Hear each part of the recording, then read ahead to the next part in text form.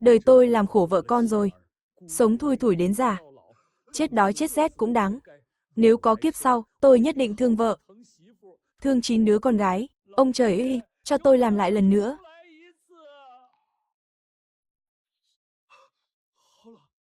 Tôi không chết rét ở cái sân hoang này sao? Người không còn bệnh cũ. Làng vẫn như xưa.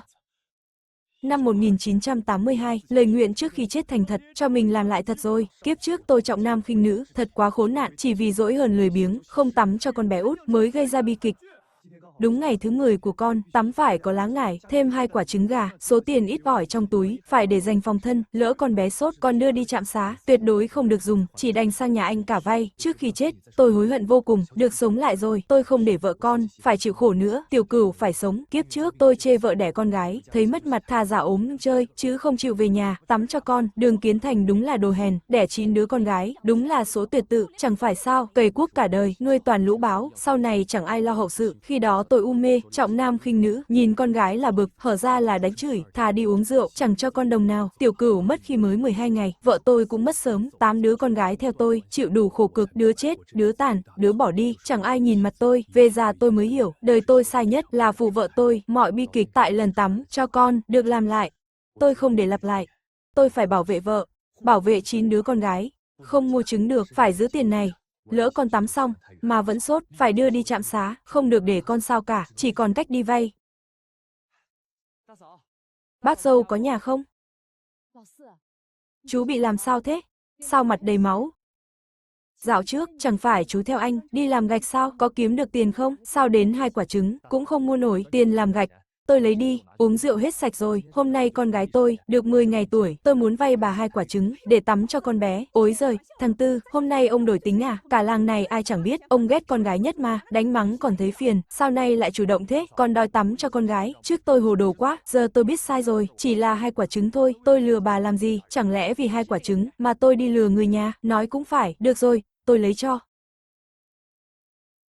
Cuối cùng cũng vay được, con bé có nước tắm rồi. Đời này tôi không hối tiếc nữa. Đời này quyết không hối tiếc, nhà vừa cũ vừa tối, tuyết rơi dễ sập mái lắm. Ở không an toàn chút nào, xuân sang phải xây lại thôi, cho vợ con cái nhà tử tế, tắm rửa cái gì chứ, đồ lỗ vốn cả thôi, đẻ 8 đứa con gái rồi, chưa thấy nhục à. Hôm nay tôi quyết, đứa thứ 9 không tắm. Lệ làng từ xưa, trẻ 10 ngày phải tắm, cho đỡ ốm đau. Không tắm sao được, lệ gì mà quái gở, toàn lừa người, nhà không còn quả trứng, tôi cũng chẳng tìm đâu, tôi chưa vứt đứa này, ra ngoài là may, đã là phúc đức rồi, bỏ ý định đi, dù sao thì, nó cũng là máu mủ, do tôi dứt ruột đẻ ra, là con tôi, không thể để nó khổ, còn dám cãi à, không đẻ được con trai, là tại cô vô dụng, cô không làm được, để tôi làm ác. Mẹ, đừng làm thế, trời lạnh thế này, cháu sẽ ốm mất, bế cháu vào đi. Mẹ làm gì thế? Kiến Thành về rồi à? Phương Phương cứ đòi tắm cho con bé, tắm cứ cho nó, nhà mình lại chẳng có trứng, đằng nào cũng là đứa con gái, tắm hay không cũng thế, chi bằng đem cho sớm, ông đã có 8 đứa con gái rồi, thêm đứa này cũng chẳng sao, đem cho, đây là con gái ruột của tôi, tại sao phải cho? Nước nóng đun xong chưa? Xong rồi ạ. Lá ngải cũng chuẩn bị sẵn rồi, đang đun trong nồi đấy, chỉ là nhà mình thiếu trứng, nên chưa làm được, tôi vừa sang nhà bác dâu mượn được 2 quả, mình mau mang đi đun đi, để tôi bế con cho ấm, trời lạnh quá, đừng để con bé bị nhiễm lạnh, vâng, được ạ, tôi đi đun ngay đây, nhà ông con gái nhiều quá rồi, đứa này không cần giữ lại đâu, mẹ mau về nấu cơm đi, muộn rồi, bố và chú Sáu sắp đi làm ở xưởng gạch về rồi đấy, nhà không người không được, Kiến Thành, Tiểu Cửu ngoan quá, đáng yêu quá, trước đây tôi mù quáng, để lỡ mất con, Tiểu Cửu ngủ ngoan, đời này bố dốc hết sức. Không để con khổ, bảo vệ con bình an. Trước anh ghét con gái lắm mà, hôm nay sao thế, để người ta cười chê, không ngẩng mặt lên được, ai cũng cười nhạo anh, chi bằng cho đi sớm, còn đẻ đứa con trai, đừng nói con gái tôi, là đồ bỏ đi nữa, chúng không phải gánh nặng, là báu vật của tôi, đứa nào cũng không thiếu, báu vật của tôi, thằng này hôm nay lạ thật đấy. Kiến Thành, có phải anh đã lén tìm chỗ bán con rồi? Người thành phố thích con gái, nhớ đòi nhiều tiền vào, đừng để bị thiệt, mẹ nói nhăng gì thế? Ai bảo con bán con gái? Đường Kiến Thành, anh còn là người không? Đó là máu mủ của anh đấy, anh nỡ lòng bán con sao? Tôi biết, bấy nhiêu năm qua tôi không sinh được con trai, anh luôn ghét bỏ tôi, ghét bỏ các con gái tôi, nhưng anh có hận tôi, cũng không được bán con, nếu anh nhất quyết bán Tiểu Cửu, thì bán cả tôi và các con đi, bán hết đi. Tôi chịu đủ tủi nhục rồi, chịu hết nổi rồi. Lưu Phương Phương, cô nói bậy gì đấy, ai làm cô tủi nhục, nói cho rõ ràng. Rõ ràng là cô, không biết đẻ, không đẻ được con trai thì trách ai, cả làng này cô là vô dụng nhất, đẻ liền 9 đứa, nhìn vợ Quốc Cường đầu làng xem, 3 đứa con gái, sau vẫn đẻ được 4 thằng con trai, cô có tư cách gì mà tủi thân, khổ nhất là con trai tôi, lấy cô về, ngày nào cũng bị người ta cười chê, là đồ tuyệt tử, cầy quốc cả đời, chẳng có ai nối dõi, nó mới là đứa chịu khổ, không đẻ được con trai, chẳng lẽ là lỗi của mình tôi, năm nào tôi cũng mang bầu, lần nào cũng sinh, tôi còn muốn đẻ con trai hơn ai hết, chẳng lẽ tôi cam tâm, bị cả làng chửi bới sao, kiếp trước cô ấy ngày nào cũng bị nhục mạ, uất ức không nơi tỏ bày, oán hận không nơi kêu ca, lâu ngày u uất trong lòng, hèn gì sau khi Tiểu Cửu đi, cô ấy mới hoàn toàn tuyệt vọng, là tôi nợ cô ấy quá nhiều, giờ cô giỏi rồi, dám cãi lại tôi rồi hả, không đẻ được con trai, không phải lỗi của cô, thì là lỗi của ai, chẳng lẽ cô còn muốn đổ lên đầu con trai tôi, nếu không phải tại tôi mềm lòng, đồng ý mối hôn sự này, khổ thế này làm gì, phải dạy cho một trận, Kiến Thành, con hồ đồ quá, đàn bà không được chiều, không được chiều càng láo, hôm nay không trị nó, mai nó leo lên đầu ngồi, kiếp trước mà thế, tôi chắc chắn theo mẹ, mắng nhiếc Phương Phương, nhưng tôi sống nửa đời, mới hiểu tình nghĩa, mấy cái tư tưởng cũ, sai quá rồi, mẹ nhìn kìa, bố với chú Sáu về rồi, về nấu cơm đi, tức chết mất thôi, lát nữa tính sổ sau, đừng khóc nữa. Mẹ tôi cả đời này, trọng nam khinh nữ, không sửa được đâu, đừng để bụng làm gì, khổ thân ra. Anh ấy thay đổi rồi sao? Mình vừa cãi mẹ chồng, trước đây mà thế, đã ăn tát rồi, sao hôm nay lạ thế? Anh ấy đối tốt với mình, liệu có phải đang giả vờ, muốn dỗ mình đồng ý, đem con bé đi bán? Tôi nhất quyết không chịu, lại giở trò gì nữa đây, trời lạnh cứ khóc lóc. Không im lặng được à, để hàng xóm nghe thấy, chỉ tổ người ta cười, còn vì sao nữa, cái đồ sao chổi ấy, đẻ không nổi thằng con trai, còn không biết hối lỗi, lại còn dám cãi lại tôi đã bảo rồi, không được lấy nó. Bao năm không ngẩng đầu lên được, cả nhà mất mặt. Mẹ bớt lời đi, ngày nào cũng ầm ĩ, không thấy xấu hổ à? Chuyện nhỏ nhặt thôi, bố làm ở xưởng gạch cả ngày rồi, về nghỉ ngơi đi, chuyện của tôi và Phương Phương, chúng tôi tự giải quyết được, không phiền bố lo, xem ra sang xuân xây nhà mới, nhất định phải ở xa bố mẹ, mấy anh em ra ở riêng, đều chọn chỗ xa, cho thanh tịnh, chẳng còn cãi vã vì hủ tục, cưới nhau 10 mấy năm, chỉ dám ôm nhau trong đêm, chưa bao giờ được đường hoàng. Tôi mệt mỏi quá rồi, lâu rồi chẳng có chỗ dựa. Trước đây tôi hồ đồ quá, để mẹ con cô chịu khổ, chịu ấm ức 10 mấy năm. Từ nay tôi sẽ bù đắp. Khóc nhiều hại mắt đấy, lại sinh bệnh đau đầu. Mau tắm cho con bé đi. Nước để lâu nguội mất. Dẫu anh ấy chỉ là giả vờ, dỗ dành tôi thôi, tôi cũng cam lòng, đời này khổ quá rồi. Được chút ấm áp này thôi.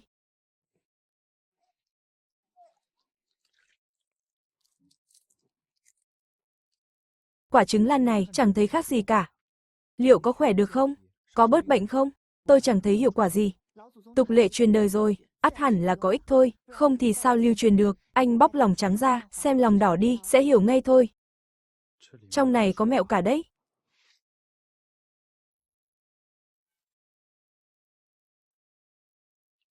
Mấy cái gai đen, vết đen này là do trứng hút độc cho con, độc tố trong người nó đấy. Anh làm lụng cả buổi chắc đói rồi, ngồi nghỉ đi, để em vào bếp nấu cơm. Lòng đỏ trứng bình thường, sao lại đen và mọc gai thế này? Trước giờ ăn trứng, chẳng bao giờ để ý kỹ, dân gian lạ thật mà lại hiệu nghiệm thật.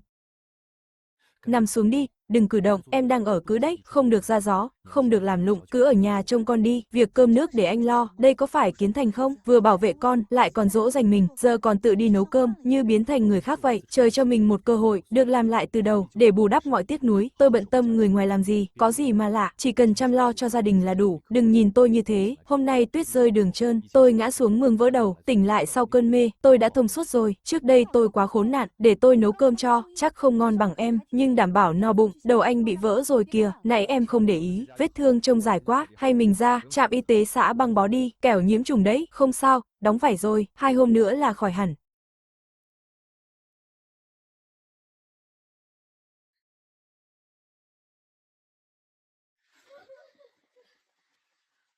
Đều là con gái tôi cả, kiếp trước tôi trọng nam khinh nữ, lạnh lùng vô cảm, hại 3 đứa chết yểu, 2 đứa bỏ nhà đi mất, 2 đứa bị tôi đánh tàn phế, một đứa bị ép đến điên dại, cả đời chịu bao khổ cực, trời cao không phụ tôi, cho tôi quay lại năm nay, bi kịch chưa xảy ra, các con của bố, sao lại trốn xa thế? Lại đây sưởi ấm đi.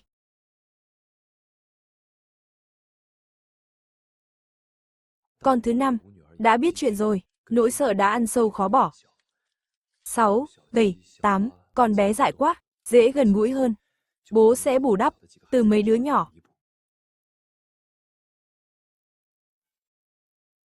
Nghèo quá. Nhà mình nghèo rớt mồng tơi, thiếu thốn đủ bề, cả nhà chờ ăn, khó quá. Đáng lẽ đã ổn, tại bố phá cả. Bị chê không con trai, không có con trai, tâm tính bố tệ đi, chỉ biết rượu chè, phá bao nhiêu cho đủ. Nói suông vô ích. Không tiền không gạo. Cả nhà chịu đói rét. Phải kiếm tiền thôi, lo cho gia đình. Mới bảo vệ được mẹ con.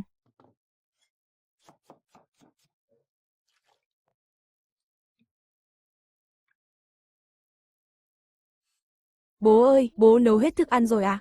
Chẳng để lại tí gì, thế tối nay ăn gì à? Hết sạch rồi sao? Hết veo rồi. Mấy thứ này là bà mang sang, cho nhà mình đấy. Giờ tuyết phủ kín đất rồi. Dù có rau, cũng chịu chết thôi. Trưa nay cứ ăn no đi. Tối tính sau.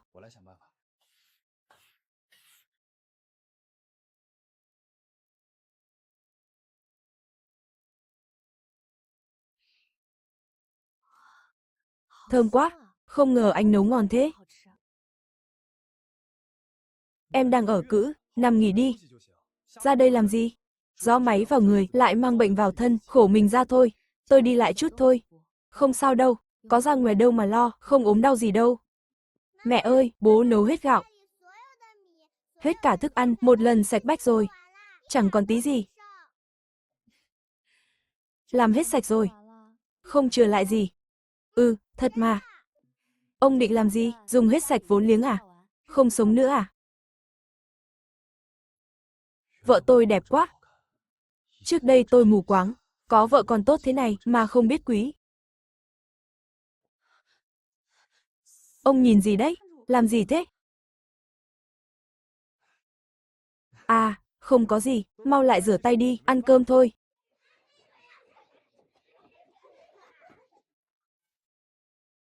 Tình cha con không vội được, ngày dài còn đó. Chỉ cần tôi kiên trì, đối tốt với họ, các con sẽ hết sợ thôi. Chấp nhận một người cha tồi tệ như tôi. Con gái tôi vẫn ngoan nhất, biết giúp đỡ việc nhà. Kiếp trước tôi hại con. Kiếp này tôi sẽ dốc sức, không để lặp lại nữa. Nhất định bảo vệ con. Gạo rau hết sạch rồi. Tôi ra ngoài tìm cách đây. Trước đây nhà hết gạo, ông ấy chẳng đoái hoài. Nay lại sốt sáng thế, chẳng lẽ đang tính toán, bán con lấy tiền, người ta nhận nuôi đều thích, trẻ nhỏ dễ nuôi.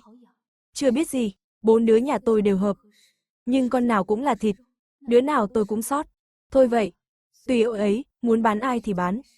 Tôi thật sự không thể đưa ra quyết định này, nhà mình khổ quá, con cái ngày ngày đói rét. Lại bị người đời khinh rẻ, nếu được đến nhà tử tế, có khi lại là giải thoát. Trời tuyết lớn thế này, chẳng kiếm nổi cái ăn, cả nhà đang chờ cơm, phải tìm cách khác thôi. Kiếp trước cũng trận tuyết này, nhà nhà quây quần sưởi ấm. Có người trong thôn đi thăm họ hàng về, tại thanh thạch ao gặp ngay, con lợn rừng kẹt dưới hố tuyết.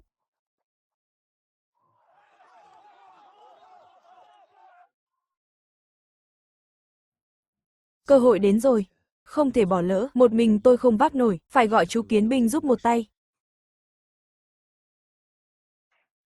Bố, mẹ, Kiến Binh, đang ăn cơm à? Ngồi đi, ăn chưa? Chưa ăn thì ngồi xuống ăn cùng, lót dạ đi.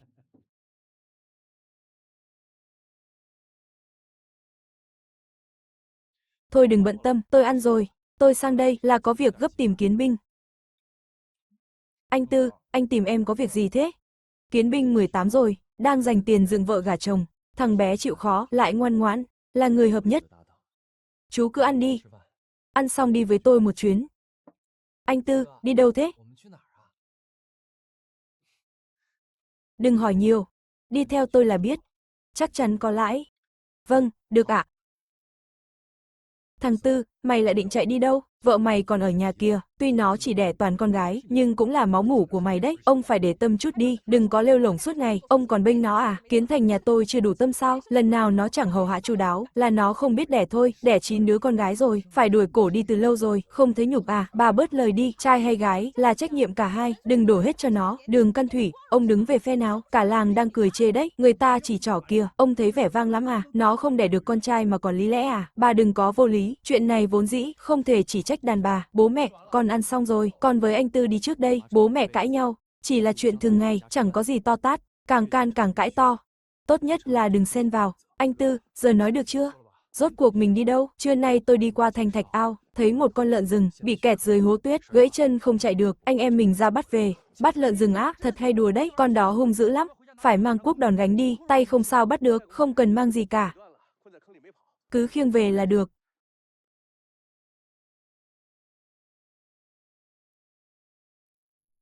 Chú cứ đứng đây đợi anh vào xem trước đã, xem tình hình thế nào, dù nó bị kẹt chưa chết hẳn vẫn nguy hiểm, đừng vào vội.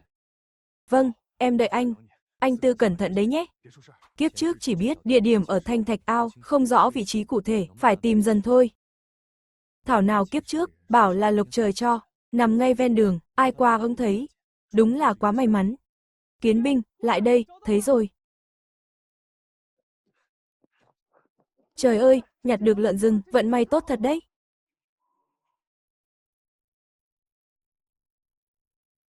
Anh Tư, nhìn con lợn này gầy quá, chắc do tuyết phủ kín núi, không tìm được cái ăn, đói quá nên ra tìm mồi, sẩy chân gãy chân trước, kẹt ở đây chờ chết rét, chú nói đúng đấy, dù béo hay gầy, sống hay chết, đều là thịt cả, Tết này, không được lãng phí tí thịt nào, đi, khiêng về thôi.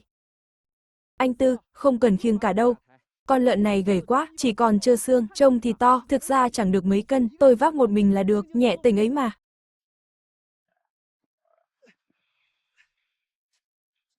Không đúng, kiếp trước Đường Hưng Tài, rõ ràng đã gọi anh em tới khiêng, con lợn 80 cân, trọng lượng này hắn tự vác được, cần gì phải làm thừa thãi thế, chắc chắn có ẩn khúc, Kiến binh, chú đừng động vào, để tôi đi tìm quanh đây xem sao, biết đâu còn con nữa, được thêm con nào hay con đó. Anh Bốn, anh mơ cao quá đấy. Trời tuyết thế này, nhặt được một con, đã là may lắm rồi, anh còn định nhặt 2 con cơ à, làm gì có chuyện tốt thế. Biết đâu đấy.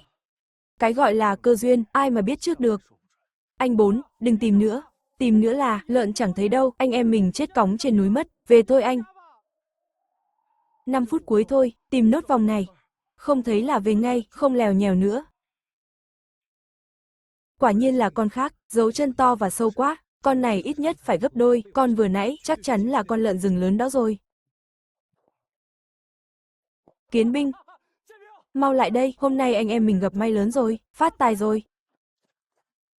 Trời đất ơi, đâu phải con thứ hai, cả đàn lợn rừng đấy. Phen này vớ bẫm rồi. Anh Tư, giờ tính sao? Có hai anh em mình, lợn nhiều thế này, sao vác hết được? Thì ra là vậy, kiếp trước Đường Hưng Tài gọi anh em, chẳng phải không vác nổi lợn to, mà là muốn lén bắt lợn con, khổ nỗi lợn con khó thuần, cuối cùng vẫn bị hắn giết thịt. Chú mau, vác lợn về nhà đi, rồi gọi bố ra đây, nhớ kín tiếng thôi đấy, đừng để ai thấy, để dân làng thấy, lợn nhiều thế này, chắc chắn phải chia cho cả làng, công sức đổ sông đổ bể, tôi hiểu mà, nhưng lợn to thế này, lỡ gặp người làng, giấu sao nổi, vậy chú bỏ lợn xuống, về lấy cái sọt đi, anh ở lại đây, giấu hết lũ lợn này đi, đợi tối hẳn đi, rồi mình chia đợt mang về, thế mới chắc ăn.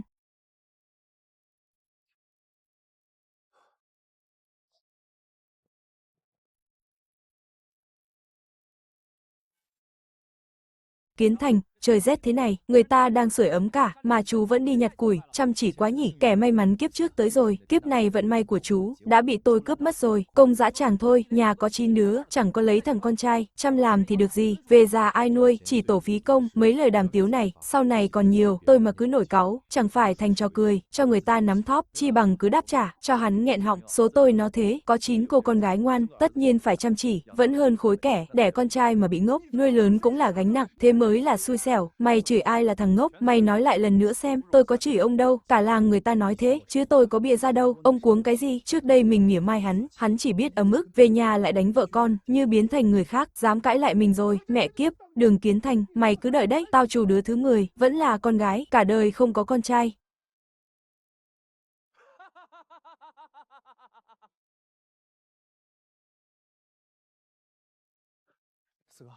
Vừa nãy trên đường, tôi gặp Đường Hưng Tài, hắn không đi theo, chắc không thấy lợn rừng đâu, yên tâm, Không sao, nhìn này, tôi lấy tuyết lấp, giấu kỹ hết rồi. Không lộ dấu vết, hắn không thấy được đâu. Kiến binh vội vàng bảo, các anh nhặt được lợn rừng, cả lợn con nữa, giấu ở đâu rồi? Mau gạt tuyết ra đi, để tôi đi lấy con lợn rừng, kéo lại đây, nhanh tay lên, trời tối về nhà.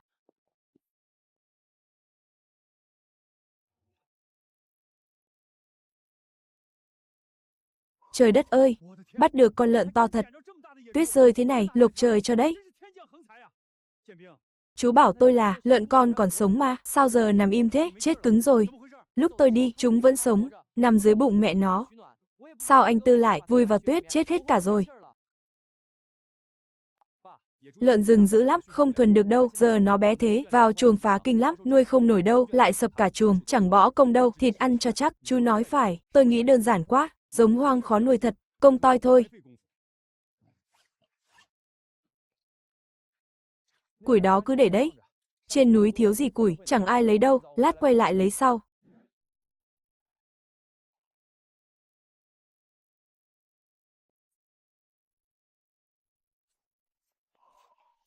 Kiến Thành đi từ trưa, tối rồi chưa thấy về, tôi chẳng lo anh ta, chỉ lo 9 đứa nhỏ, không trụ nổi, đứa út còn bú mẹ, mấy đứa lớn chịu được, chỉ tội đứa 6, 7, 8, con bé quá, người yếu quá, tuyết rơi mà đói, dễ ốm lắm, mới cưới anh ấy tốt lắm, có gì ngon đều nhường tôi, tiền nong đưa hết tôi, từ khi tôi sinh con gái, anh ấy thay tính hẳn, chửi bới, rượu chè, cơ bạc đủ cả, về nhà chỉ ngủ với đánh, tôi thật quá khờ dại, tin anh ấy sẽ đổi tính. Giang Sơn dễ đổi, bản tính khó rời, nó mà biết quay đầu, thì lợn cũng biết leo cây.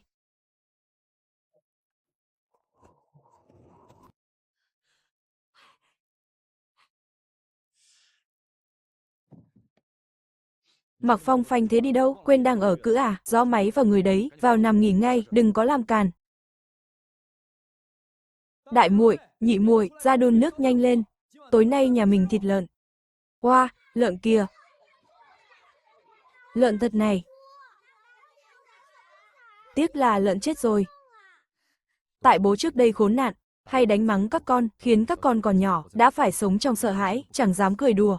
Đừng sợ, lại đây mà xem, tối nay thịt lợn, cả nhà mình được ăn thịt, ăn cho đã đời, được ăn thật à? Thích quá, con thèm thịt lâu lắm rồi.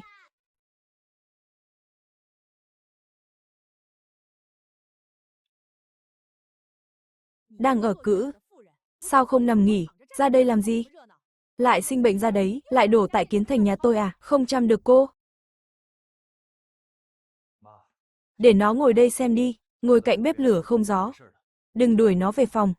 Ông cứ bênh nó chằm chặp đi, đẻ toàn lũ ăn hại. Xem sau này ông già đi, trông cậy vào ai.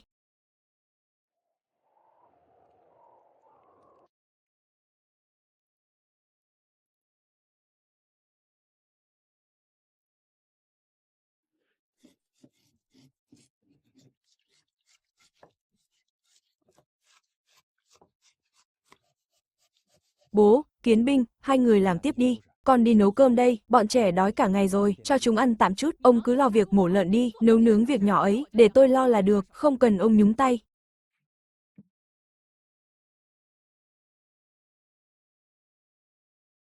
Lũ ăn hại, chẳng được tích sự gì, ăn thì khỏe hơn ai hết. Sáng tôi mới mang sang, rau với gạo, đã hết sạch rồi, của cải có nhiều, cũng không chịu nổi các người phá. Gạo rau là tôi đã sắp xếp từ trước, không liên quan đến vợ con tôi, bà đừng mắng họ. Thì đã sao nào? Chúng nó không ăn à? Anh cứ bênh đi, đám con gái vô dụng, có ngày anh hối không kịp. Thôi, nấu cơm mà lải nhải. Chẳng dứt khoát gì cả, không muốn làm thì thôi, chẳng ai ép cả, Đường Căn Thủy, ông dựa vào đâu nói tôi, ông tự hỏi lòng mình đi, nhà thằng Tư toàn lũ vô dụng, nuôi lớn rồi cũng cho người ta, tôi thương con tôi có gì sai, ông không thương thì tôi thương, sao đời tôi khổ thế này, con trai bị người ta chỉ trích, tôi lo mà chẳng được gì, đến ông cũng bênh người ngoài. Đang vui vì có thịt ăn, mẹ làm ầm lên, ai nấy đều chán nản, thật là đau đầu. Mẹ, con biết mẹ thương con nhất, lo cho con nhất, con đói lắm rồi. Mẹ nấu cơm cho con đi. Có giận thì giận, để con ăn no đã, mẹ cứ mắng con đi, con không cãi lại. Phương Phương, đừng để bụng. Mẹ tính vốn thế, khẩu xà tâm Phật thôi. Miệng thì ghê gớm, lòng dạ không xấu, nhìn chút là xong. Bố, mẹ con tính bướng lắm. cứ chiều là xong, nhường mẹ chút là được, cái thằng này. Ai lại đi nói mẹ, như thế bao giờ, chẳng biết lớn nhỏ, vợ chồng bao năm. Tôi hiểu anh ấy quá mà, trước kia tự ti, nóng nảy, lầm lì, nhút nhát, nhưng nay anh trầm ổn, tự tin, hài hước, thấu đáo, như nắm mọi thứ, như biến thành người khác.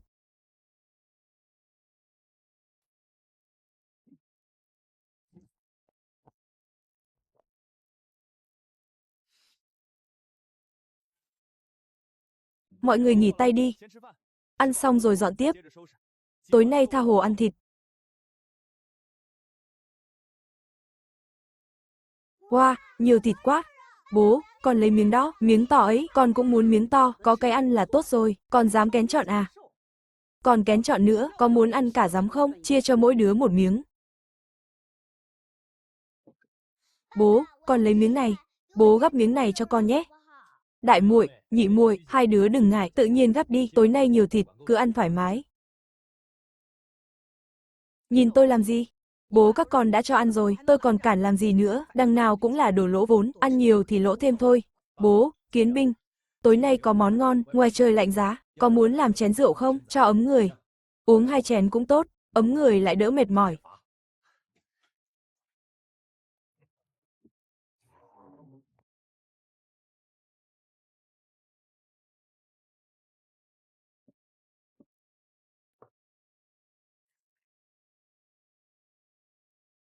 Ăn đi thôi, tranh thủ ăn nóng đi, bồi bổ sức khỏe.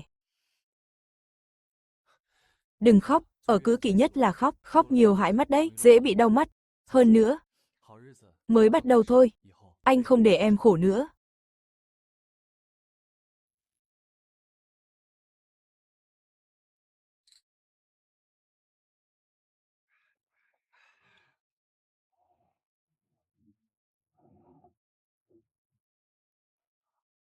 Nhà nào ăn thịt đêm thế, chẳng lễ Tết gì cả, thịt đâu ra vậy, mùi thơm quá đi.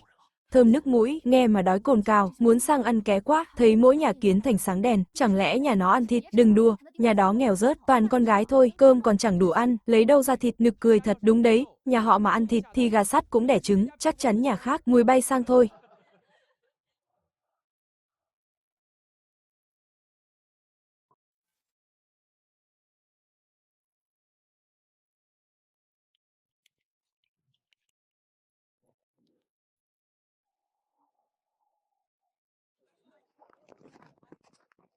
Đúng là nhà Kiến Thành thật, nhà đó chẳng có con trai, sống chật vật lắm, sao lại có thịt ăn?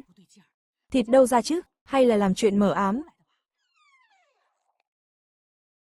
Bà con làng xóm ơi, sáng sớm tụ tập trước cửa nhà tôi, có việc gì thế? Khai thật đi, thịt lợn rừng này.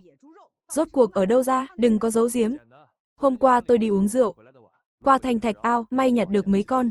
Nhặt được, lợn rừng mà nhặt được à, ông lừa ai đấy, tôi thấy là ăn trộm thì có, lợn rừng đâu ra, mà dễ nhặt thế, các người vậy ở đây, Kiến Thành nhà tôi may mắn, nhặt được lợn rừng, thì ảnh hưởng đến ai, chỉ là ghen ăn tức ở, định bắt nạt con tôi à, hả, Kiến Thành có anh em, có cháu trai đấy, thử làm loạn xem ai dám láo xực. Mau gọi anh em nó về, cả anh ba anh năm nữa, gọi hết cả lũ cháu về đây, hôm nay tôi xem nào, đứa nào dám bắt nạt con tôi. Mọi người đừng nghĩ nhiều, con lợn rừng này của Kiến Thành, đúng là vậy, hôm qua nhặt được ở Thanh Thạch Ao, thật 100%, hôm nay nếu rảnh tối mời mọi người uống rượu. Thật là nhặt được đấy, chẳng phải ăn trộm đâu, vận may tốt thế sao, chắc chắn là thật, nhặt trên núi Thanh Thạch Ao. Tôi tận mắt thấy. Nhặt được nhiều thế ư, vận may quá tốt, sao tôi không được thế? Ngày ngày ở nhà, chẳng bao giờ gặp may. Chẳng qua chỉ là đám người ghen ăn tức ở, dù có ác ý, giờ đây tôi cũng chẳng sợ gì. Thịt nạc 349 cân, tính cả lòng mề. Tổng cộng gần 380 cân. Vận may ông tốt thật, nhặt một lúc được gần 400 cân thịt, đủ thịt ăn Tết rồi, thoải mái ăn Tết, số tôi đỏ thật nhưng nếu không được sống lại, đâu có cơ may này, đổi đời cho cả nhà. Con cửu bình an, không còn sốt cao, Phương Phương sẽ không như kiếp trước mà tuyệt vọng tìm cái chết, nỗi ân hận kiếp trước cuối cùng đã sửa được, đường còn dài, con cửu mới 10 ngày. Tôi nhất định phải cố hết sức để 9 đứa con gái đều được bình an, không lo đói rét, không đi vào vết xe đổ nữa. May mà tôi đã cứng rắn, mấy kẻ hàng xóm có ghen ăn tức ở, cũng chẳng dám tới gây sự nữa.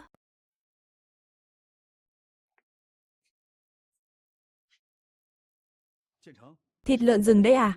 Nhà ông giết lợn khi nào? Nhà ông có nuôi con nào đâu? Tôi nhặt được trên núi. Cảm ơn bác hôm qua, đã cho tôi mượn 2 quả trứng, con cừu tắm xong, khỏe ra nhiều rồi, 20 cân thịt này, bác cầm lấy, coi như chút lòng thành, tôi còn phải mang cho anh 2, anh 3 và chú 5 nữa, mỗi nhà 15 cân, nhà bác hơn 5 cân, cảm ơn bác đã giúp đỡ, có qua có lại mới toại lòng nhau, biết đền đáp chút ít thì tình cảm mới bền lâu, nửa đời trước bôn ba. Đạo lý ở đời này, tôi đã thấu tận tâm can. Tôi nhớ ra rồi, chắc chắn là hắn nhặt được ở thanh thạch ao, lợn rừng đó, hôm qua rõ ràng mình đã chặn đường hắn, lại còn buông lời mỉa mai, giá mà lúc đó mình, nói năng tử tế với hắn, đừng có mỉa mai, thì ít ra cũng, được chia cho ít thịt rồi, giờ nói gì cũng muộn, lỡ mất vận may rồi. Nhà giờ thiếu rau dưa, áo bông của lũ trẻ, cũng mỏng manh không đủ ấm, tôi định mang ít thịt lợn rừng, ra chợ bán đi, đổi lấy gạo rau, mua vải bông về, Kiến Thành. Anh định bán con à? Bán con? Tôi nói khi nào mà bán con gái, hôm qua anh với mẹ, bàn bạc trong buồng, tôi nghe loáng thoáng, tưởng anh định bán con, cô nghe nhầm rồi, cũng hiểu lầm tôi rồi, mẹ nghĩ ngợi lung tung, tưởng tôi đối tốt với mẹ con cô, là đang ủng mưu bán con, mấy hôm trước tôi ngã, nên tỉnh ngộ rồi, trước đây tôi khốn nạn, trọng nam khinh nữ, khiến mẹ con cô chịu quá nhiều tủi nhục, chịu quá nhiều khổ cực, thực ra con gái nhiều, chẳng phải gánh nặng, chỉ cần nuôi dạy tốt, chăm chút dạy bảo, sau này chẳng kém con trai, sao trước đây tôi không thấy, cô lại hay mít ướt thế nhỉ, chẳng phải tại anh ép sao, trước kia ông thế nào, giờ lại dịu dàng thế. Lòng tôi vừa xót vừa ấm, kiếp trước tôi sống một mình, chẳng ai bầu bạn, bao đêm cô quạnh, tôi nhớ nhất là em, nỗi nhớ này tích tụ bao năm, đã thấm sâu vào xương tủy. Bố xấu hổ quá, lén hôn mẹ kìa. Đang hay lại bị con bé phá. Thật là bực mình. Con danh con này, con nói bậy nữa, cẩn thận bố đánh đòn, con không nói bậy. Bố xấu hổ thật mà. Còn dám nói láo. Bố cứ cọ vào mẹ. Bố dường như đã đổi khác. Nhưng đòn roi xưa quá đau. Chúng con vẫn sợ. Chẳng dám tin. Đại muội, nhị muội, lát nữa theo bố ra xã bán thịt lợn rừng. 13, 11 tuổi, đang tuổi lớn cần dạy bảo, tính tình quá nhút nhát. Dễ bị nhà chồng bắt nạt. Phải đưa chúng đi nhiều, cho mở mang tầm mắt. Giờ nhà nước quản lý chặt. Tự ý buôn bán ngoài, dễ bị soi mói lắm, xã này quản lý gắt gao. Phải xem xét kỹ đã, thái độ ở xã Tam Sung, không được làm liều. Các con cứ ở đây, trông chừng cái sọt nhé, bố vào xã xem sao. Dù ai có lại gần, tuyệt đối không để ai, dở đống rơm ra. Tính con bé quá hiền, phải rèn dần thôi.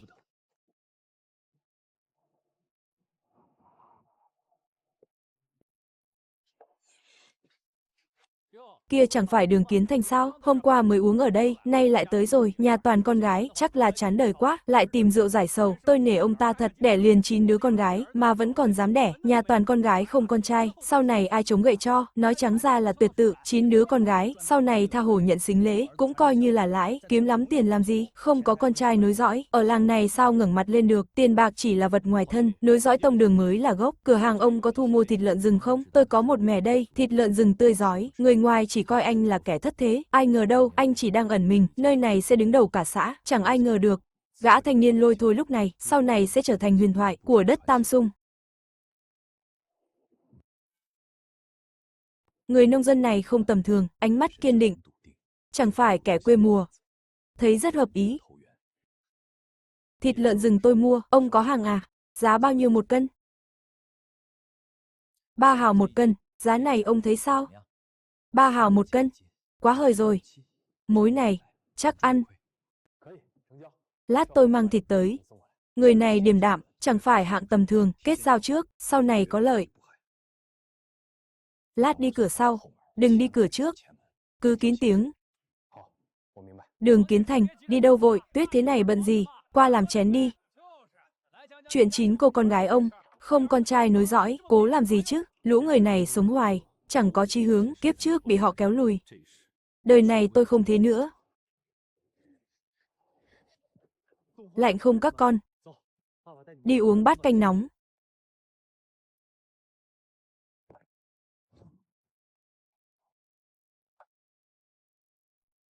Hai đứa nhỏ này là con ông à? Con gái cả với thứ hai. Chào chú Hoàng đi. Cháu chào chú Hoàng. Đúng là ngoan. Mau vào nhà đi. Chắc lạnh lắm rồi. Tôi nghe người ngoài nói. Ông đẻ 9 đứa. Ông giỏi thật đấy. Liền 9 đứa con, nuôi sao nổi. Tôi có 3 đứa, đã thấy mệt rồi. Không xoay kịp. Thịt lợn này trông không tươi. Chẳng lẽ là lợn bệnh chết à? Bác quản lý tinh mắt, thịt này không mới mổ. Hôm qua ở đầu làng, thanh thạch ao tôi nhặt được. Tôi đã làm sạch sẽ, cất giữ cẩn thận, không phải lợn bệnh. Ông may thật đấy. Quá giỏi rồi, gặp được của hời. Nếu thịt tốt, không bệnh là được. Vẫn 3 hào 1 cân. Để tôi cân tính tiền, 2 đứa nhỏ. 86 cân, 3 hào 1 cân. 2 đứa chưa được học. Tại tôi cả. Trước đây tôi hồ đồ quá. Đợi qua Tết này, tôi nhất định cho 2 đứa đến trường học chữ. Không để chúng mù chữ nữa, dân vùng núi, trọng nam khinh nữ. Con gái không học là thường, chẳng có gì lạ. Tổng cộng 25 đồng 8 hào, ông đếm kỹ lại đi. Số tiền đủ rồi, đa tạ chú Thiên Duyệt. Nhà tôi còn nhiều thịt lợn rừng lắm, chú còn nhận không? Tôi tên Hoàng Thiên Duyệt, sau này đừng gọi tôi là quản lý, cứ gọi tôi là Thiên Duyệt thôi. Vậy tôi gọi chú là Thiên Duyệt, tôi là Đường Kiến Thành. Sau này anh em mình là người nhà, anh có hàng ngon, cứ mang đến đây cho tôi đảm bảo giá công đạo, giá cả hài lòng nhất, đa tạ chú Thiên Duyệt, 2 đứa nhỏ, ở ngoài lạnh lâu rồi, phiền chú một chút, cho xin 2 bát canh nóng, cho ấm người, chuyện nhỏ. Canh xương hay canh ngó sen? Cho 2 bát canh ngó sen đi, mát lành dễ chịu, hợp cho chúng nó ấm người. Các anh cứ ra nhà trước ngồi nghỉ, canh lên ngay đây.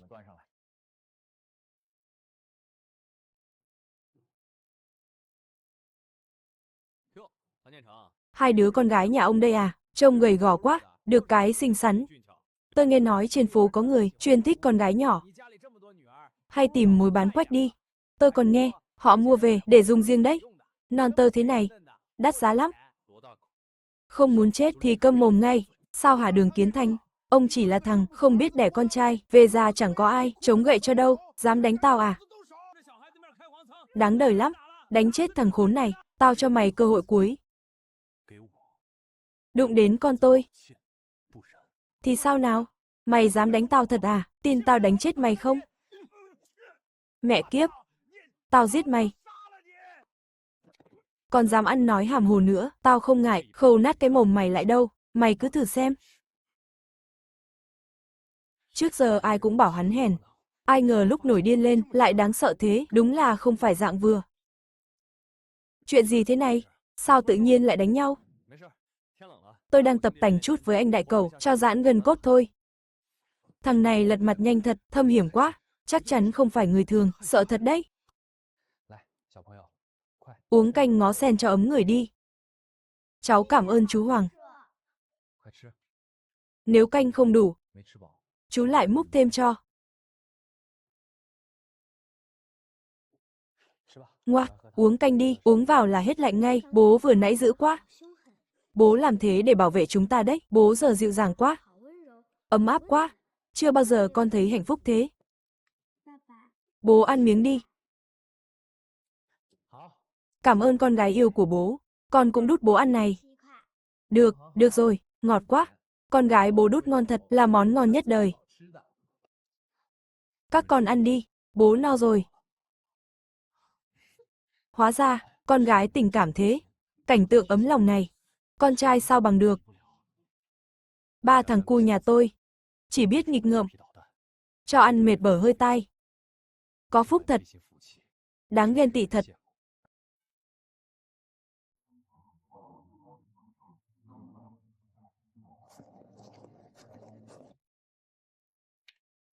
Không có tem phiếu, đành bỏ tiền mua đồ. Lo đồ đông cho con, là quan trọng nhất. Đồng chí mua gì? Thời công xã, họ hách dịch lắm. Giờ thời thế đổi thay, thái độ cũng bớt rồi. Chấp làm gì? Cho tôi 3 cân lương thực phụ, 3 cân lương thực chính, nửa cân đường trắng, 1 tấm vải bông, 10 cân bông, 8 đôi giày bông trẻ em, 2 đôi giày bông người lớn, thêm gói muối, bánh xà phòng. Ông mua như thế này à? Có tem phiếu không đấy? Không phiếu thì đừng nói linh tinh, tốn công vô ích. Tôi không có tem phiếu. Nhưng tôi có tiền.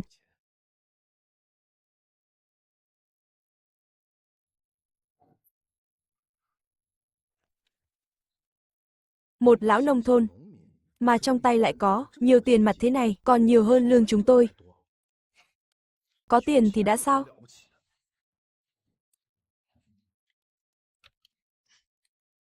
Thời này tiền giá trị thật. Vật giá còn rẻ, 20 đồng. Đã là cả tháng lương của người thường rồi.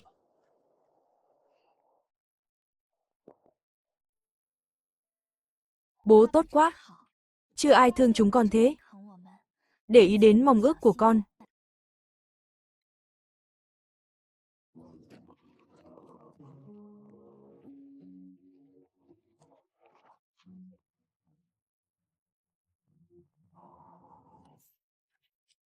Thời buổi thiếu thốn này, chẳng có gì để chọn cả, tích được rau qua đông là may rồi. Tiền thời này giá trị thật. Tiền giờ quý lắm.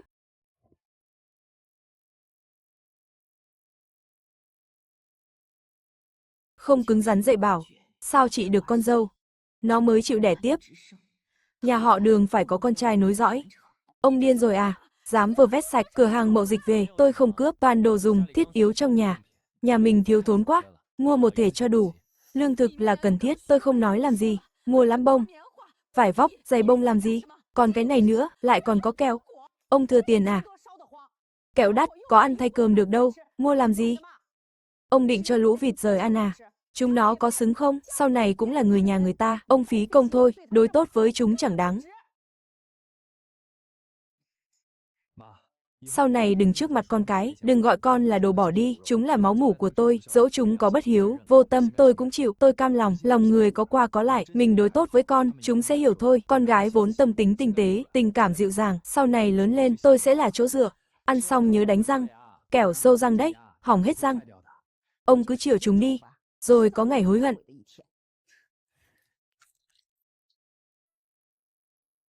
Mẹ ơi, kẹo ngọt không?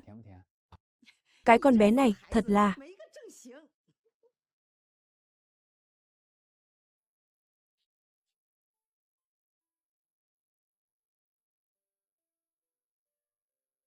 Thế mới ngoan chứ.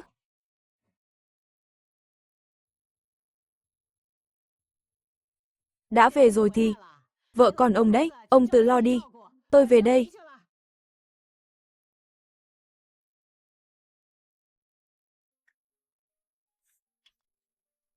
Bố ơi, con lớn rồi. Con giúp bố nấu cơm. Được, con nấu cơm. Bố làm thức ăn. Hai bố con mình cùng làm. Bố ơi, con cũng rửa rau giúp bố nhé. Được, cả nhà cùng rửa nào. Cùng nhau nấu cơm nào. Rửa sạch nào. Không nghịch nước. Còn không nghe lời là không có kẹo đâu.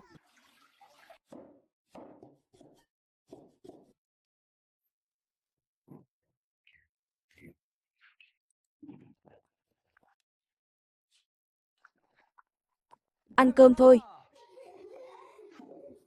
Sao ngày nào anh cũng thổi cơm trắng thế, ăn thế tốn gạo lắm, chẳng mấy chốc mà, hết sạch cả kho, bọn trẻ gầy quá. Cho chúng ăn cơm trắng, mới mau lớn được, cao lớn, khỏe mạnh, ăn hết cũng không sao, hết thì mình lại mua, anh phát tài rồi à, đến địa chủ, cũng chẳng dám ăn hoang thế. Bọn trẻ khổ lâu rồi, được bữa no đủ. Tôi không nỡ ép chúng.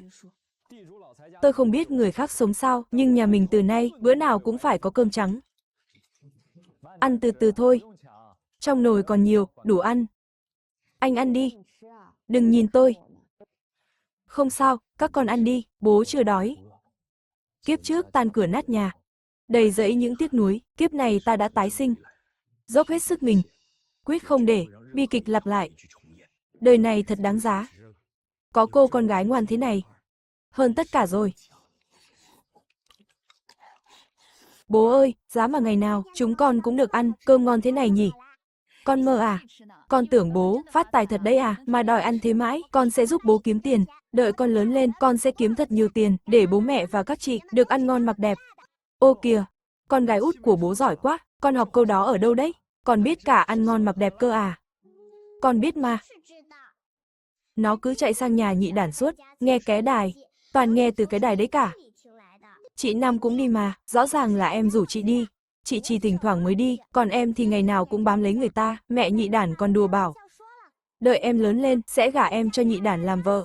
Cả cái thôn Đại Bình này, chỉ có nhà bí thư chi bộ là có cái đài cũ, đấy là đồ công, từ hồi tập thể mua, sau khi khoán hộ thì cứ để ở nhà ông Ngâm, thành đồ riêng mất rồi, chẳng việc gì phải vì chuyện này mà đắc tội với cán bộ thôn. Kiếp trước vào tầm này, bí thư thôn lên núi sau, đào được ổ lửng chó, tận 7-8 con nào con nấy béo mầm, thịt lửng rất ngon, mỡ lửng lại càng quý, là thuốc trị bỏng cực tốt, giá bán rất cao, giá cao lắm. Kiến Thành, đi đâu đấy? Ngoài kia tuyết phủ kín núi, trời rét căm căm, đất cứng đơ rồi, ăn no quá, tôi ra ngoài đi dạo cho tiêu cơm, em lấy đôi giày bông mới mua, chia cho bọn trẻ đi, rồi tranh thủ lấy vải bông mới, may cho mỗi đứa một bộ áo bông mới, đồ chúng mặc mỏng quá, mùa đông khổ thân chúng nó. Bố, con đi cùng bố định lên núi sau à? Sao con biết? Thằng thối nhà bí thư, dạo này ngày nào cũng vác cuốc, chạy lên núi sau, người ta bảo nó thấy lông con lửng chó, thấy bố vác cuốc đi, lại vội lên núi sau, chắc chắn là đi đào lửng rồi. Con bé ba còn nhỏ, mà tâm tư kín kẽ thật, thảo nào kiếp trước 15 tuổi, đã dám dắt em Tư, bỏ nhà ra đi, thông minh thế này, chẳng phải ngẫu nhiên, thế thì đi cùng bố, con cũng đi với bố, đi cái gì mà đi, trời tuyết thế này lên núi là đùa à, lỡ hụt chân rơi xuống hố tuyết thì sao, chôn sống con trên núi đấy.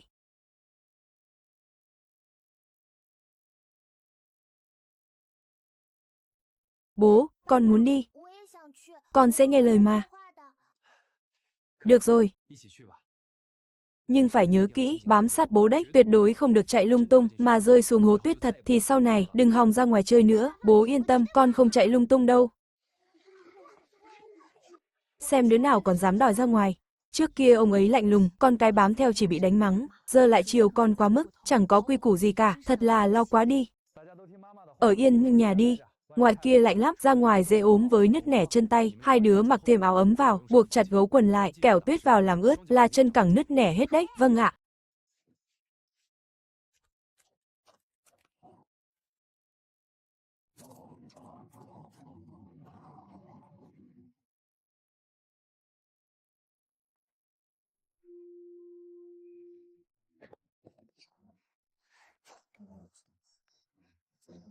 Hai đứa trông gầy gò, nhưng gan góc phết. Mệt rồi hả? Dừng lại nghỉ chút đã. Nghỉ lấy sức rồi đi. Bố mệt rồi à? Nếu bố mệt, mình nghỉ thêm lát nữa. Con bé này trông thật thà, mà cũng lanh lợi ghê. Nghe như đang trêu bố vậy. Bố khỏe lắm, chẳng mệt tí nào, chỉ sợ hai đứa lạnh với mệt thôi. Bố không biết đâu, hồi trước nhà mình đói kém, chị ba toàn tự vào rừng tìm quả dại, đào rau rừng. Đào cả ngày chẳng kêu mệt. Nhà mình giỏi nhất chính là chị ba đấy. Thì ra là vậy, con gái bố giỏi quá. Trước đây khổ cho con rồi, là bố trước đây không phải, để các con chịu thiệt rồi. Từ nay cả nhà mình không lo đói rét nữa đâu, được không con? Bố con mình cùng cố gắng. Được, cả nhà mình nừng lòng, cùng cố gắng nào. Chị ba, bố, nhìn kia, hai người đằng trước kia, có phải thối đản với bố nó không? Đúng rồi, là bí thư với thối đản. Nhìn kia, chắc tìm thấy dấu vết con lửng rồi, chẳng lẽ họ nhanh chân hơn mình rồi? Mình đến muộn rồi sao? Kiếp trước bí thư đào được lửng là ở sườn núi khuất nắng, ẩm thấp, lạnh lẽo, hợp để lửng ngủ đông. Đây là sườn hướng nắng, chắc không phải cùng một hang, nhưng vẫn phải đề phòng. Khéo trước kia, hắn cố tình nói sai chỗ, qua xem thử đã, rõ ràng rồi tính tiếp.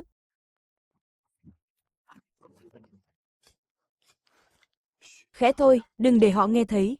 Hai người, tìm thấy hang lửng rồi à? Chưa đâu, bố tôi mới đào được vài cái, lông lửng. Tạm thời chỉ biết khu này, có lửng hoạt động, chưa tìm ra hang ngủ đông. Tuyết phủ kín núi, vạn vật ngủ yên, lửng đã ngủ đông rồi. Nằm lì trong hang, đây chính là lúc đi săn hang tốt nhất. Lửng ngủ đông từ thu đông, nằm trong hang sâu, tuyết rơi không ra ngoài, nằm im trong đó, giờ tìm là thấy ngay.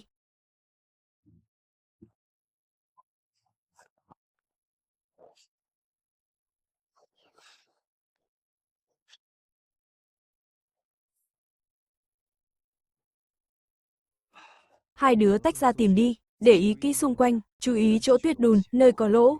Phải cẩn thận đấy, đừng để hụt chân, rơi xuống hố sâu. Vâng, con nhớ rồi, con sẽ cẩn thận ạ, không chạy lung tung. Bố ơi, có phải bố biết trước, chỗ này có hang lửng? Không sao lại vòng qua, đây làm gì, khôn thật. Sáng dạ quá, chút manh mối nhỏ, đã đoán ra rồi. Bố nào biết trước được. Bên sườn nắng đông người tìm, mình chen vào đó cũng công cốc thôi. Sang đây thử vận may. Đừng hỏi nhiều, lo tìm hang đi, trời muộn rồi, tìm xong còn đào, nhanh lên.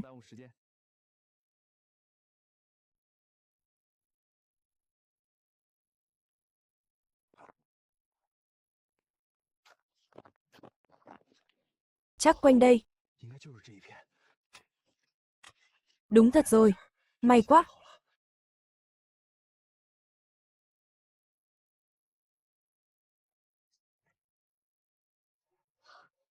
Chà, hang lửng thật này. Tìm thấy rồi. Bố có tính toán riêng. Con cứ nghe lời làm theo. Hỏi nhiều sai nhiều, ít nói đỡ họa. Hang lửng thông nhau. Nhiều cửa lắm. Lấy hang chính làm gốc. Tìm quanh đây. Tìm hết các cửa hang. Bố, con có cách. 3 cái cửa hang. Lấp chặt lại. Chừa 2 cửa thông gió. 1 cửa hun khói. Cửa còn lại, đặt sẵn túi lưới, lửng ngủ đông chịu không nổi. Tự khắc chui ra. Tam muội, cách này hay đấy. Con học ở đâu ra? Giỏi thật đấy. Chẳng ai dạy cả. Con tự vào rừng. Ngẫm ra thôi. Bố, chị ba con giỏi lắm. Thỏ gà trong rừng. Chị ấy toàn dùng cách này, hun khói bắt hết chưa trượt phát nào. Được. Làm theo ý con, chia nhau ra làm.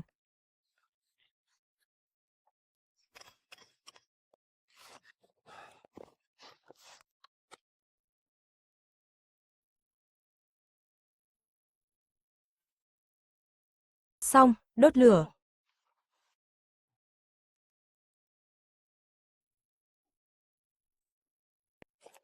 Bố, hun lâu thế rồi, chẳng thấy động tĩnh gì. Hay là hang rỗng, chẳng có con lửng nào. Bố, hay là còn, cửa hang nào chưa thấy, nó chui lỗ khác. Chạy mất rồi, hang lửng sâu hun hút. Đường hầm chằng chịt, nó đang ngủ đông, chậm chạp, phải đợi khói lấp đầy, nồng độ đủ đậm đặc mới sặc mà tỉnh. Rồi mới chạy ra. Cứ kiên nhẫn đợi đi. Bố, cứ hun thế này, liệu có làm nó chết ngạt? Thế thì công cốc à? Hỏng rồi, dập lửa mau, lấy mấy cành đang cháy, cắm vào tuyết dập tắt đi, đừng hun nữa, bố quên mất khói củi ướt độc lắm, trong hang kín thế này, dễ làm nó chết ngạt lắm, đợi tí không thấy gì, thì đào hang bắt luôn, không đợi được nữa. Tam muội, bên đó, tìm thấy hang chưa? Có bắt được con nào không? Kiến Thành à? Bận rộn nãy giờ, thu hoạch thế nào rồi? Bắt được mấy con lửng rồi, chán lắm. Tìm thấy hang thôi, loay hoay cả buổi chẳng có gì, chắc hang bỏ hoang, vẫn là bác giỏi thật. Đào được 2 con béo thế này, thèm quá đi mất, có gì mà giỏi chứ, chẳng béo tí nào, mỗi con chỉ tầm 6-7 cân, chẳng bằng con tôi bắt năm ngoái, kém xa lắm, chẳng đáng nhắc tới, 6-7 cân mà chưa béo, bác tham quá đấy, tầm này, cân nặng này, trong làng là nhất rồi, thì chả thế, các người không biết đâu, 2 con này khôn lắm, đào lên còn định chạy, bố tôi bổ một nhát một, ngất lịm luôn, chuẩn xác vô cùng, đỉnh nhất là, bố tôi chỉ đập ngất thôi, chẳng chảy xước tí nào, không hề chảy xước, bộ lông còn nguyên vẹn, bán được giá nhất đấy, thôi. Thằng Danh, đừng có khoe khoang nữa, sống phải khiêm tốn, chuyện nhỏ thôi, đừng nói mãi thế, làm như tôi giỏi lắm ấy, đúng là giả tạo, chẳng ngăn sớm, con khoe xong mới giả khiêm tốn, lại muốn làm người tốt, mặt dày thật đấy, Kiến Thành này, đào lửng có mẹo cả đấy, cách hun khói của anh không ăn thua, hang nhiều gió không kín, hun chết lửng mất phí công thôi, để tôi chỉ cho, bố, đừng nghe, hang động rồi.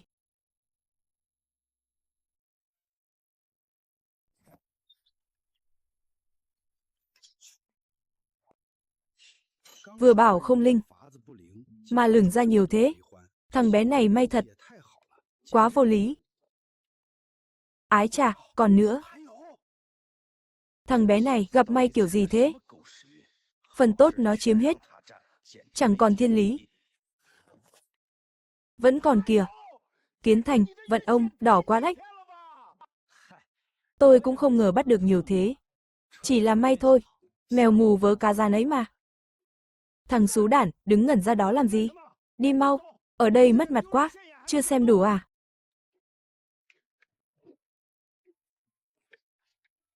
Bố bảo con bao nhiêu lần rồi? Đừng có chơi bời với 2 chị em nhà đó nữa, là con trai mà suốt ngày bám lấy con gái, không thấy xấu hổ à? Nhà đó toàn con gái, chẳng có lấy mống con trai nào, có gì mà chơi? Với kẻ hẹp hòi thế này, chấp làm gì cho mệt, chúng ta đào tiếp đi, xem trong hang còn sót con nào không?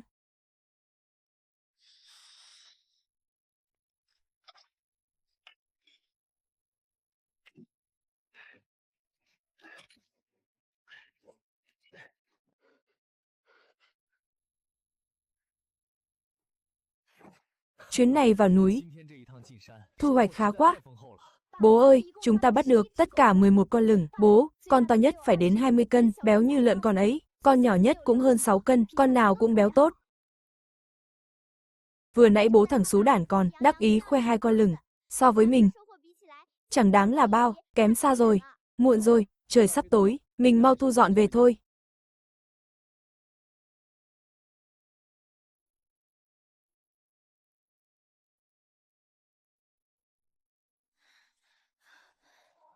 Bố nhìn kia, ai mà thất đức thế?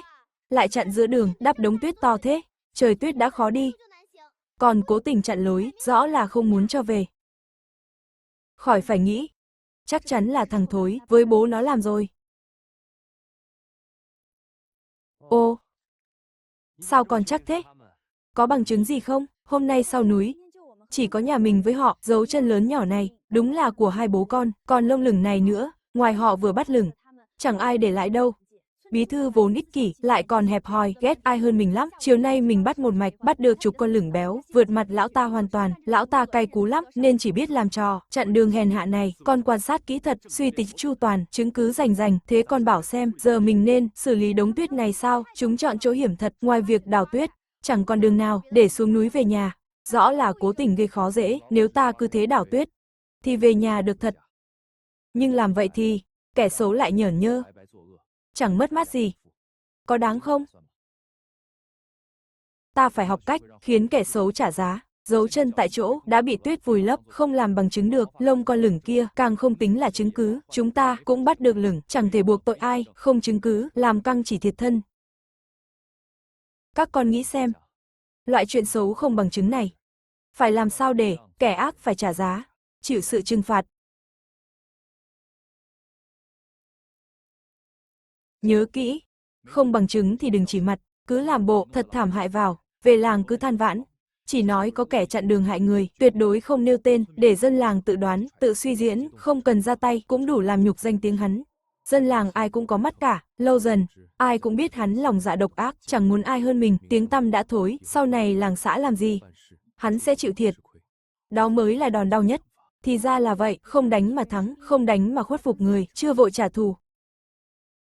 Tính sổ lâu dài, dùng dư luận ép người, để họ trả giá dần. Thế con nói xem, chúng ta phải làm sao để trông thật thảm hại, để người ta nhìn vào là biết chúng ta chịu uất ức lớn, bị kẻ xấu làm khó, đào tuyết cùng lắm là mệt và chậm thôi, lũ trẻ núi rừng chúng ta, quen rồi, thế này sao gọi là thảm, họ chỉ là ghen ăn tức ở, đo lọ nước mắm, chỉ muốn làm khó ta, chẳng dám hại người đâu, nếu muốn hại chết ta, họ đã không dùng tuyết xốp, mà dùng đá tảng chặn đường. Dễ thôi, cứ làm cho, trông thật thảm hại.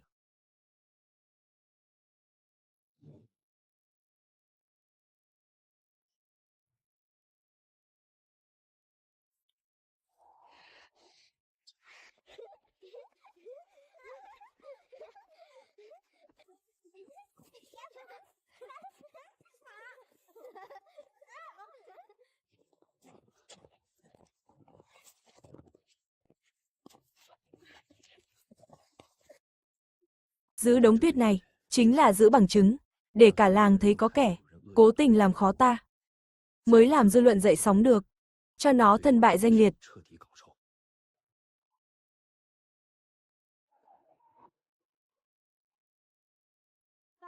Đường làng vắng tanh, biết kêu ai đây?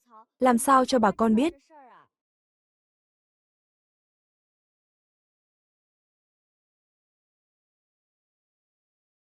Đứa nào thất đức thế không biết?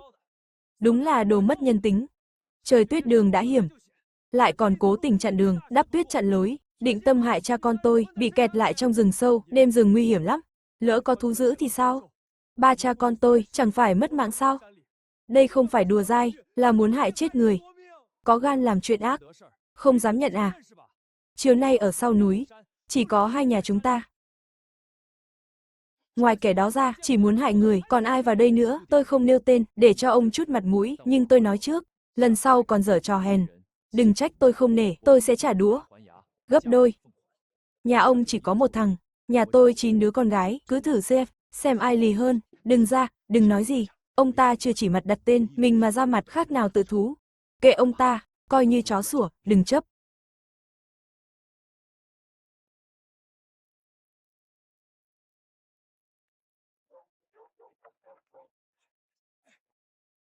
Sao thế này? Đêm hôm rồi, ai làm ông cáu thế? Chiều nay tôi đưa con đi, lên núi làm lụng cả buổi, kiếm được chút đồ ăn đông, chỉ vì thu hoạch khá, đã bị người ta ghét. Muốn nhốt chúng tôi trên núi chịu rét, thật quá ác độc.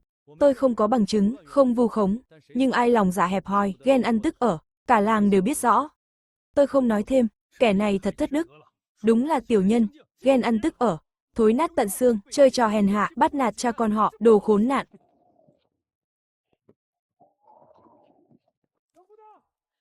Kiến Thành sao thế? Cãi nhau với ai à? Không sao, mẹ đừng lo. Chỉ là bị kẻ tiểu nhân, chơi xấu sau lưng, thôi mẹ ạ, con chửi cho hả giận rồi, thằng đó đúng là, đồ hèn nhát, dám làm không dám nhận, mình đừng bận tâm nữa, gió lạnh đấy, ốm ra không đáng.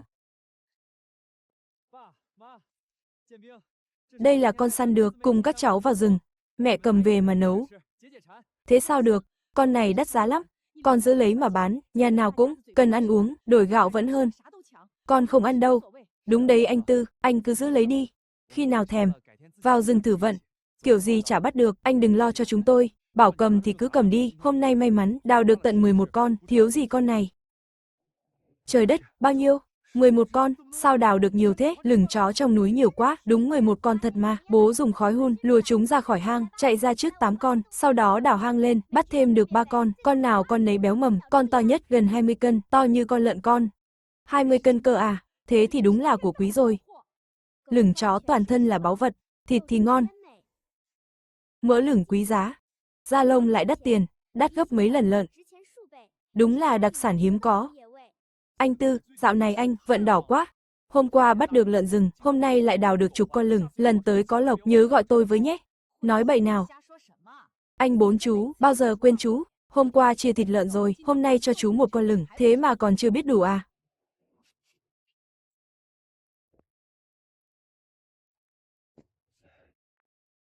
Trời lạnh quá rồi, về sớm đi thôi. Đừng đứng ngoài này rét đấy.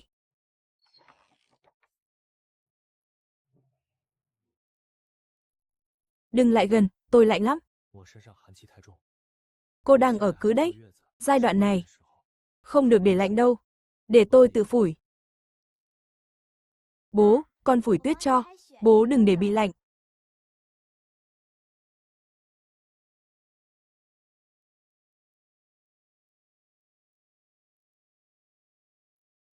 Con cũng phủi cho bố. Con làm được mà.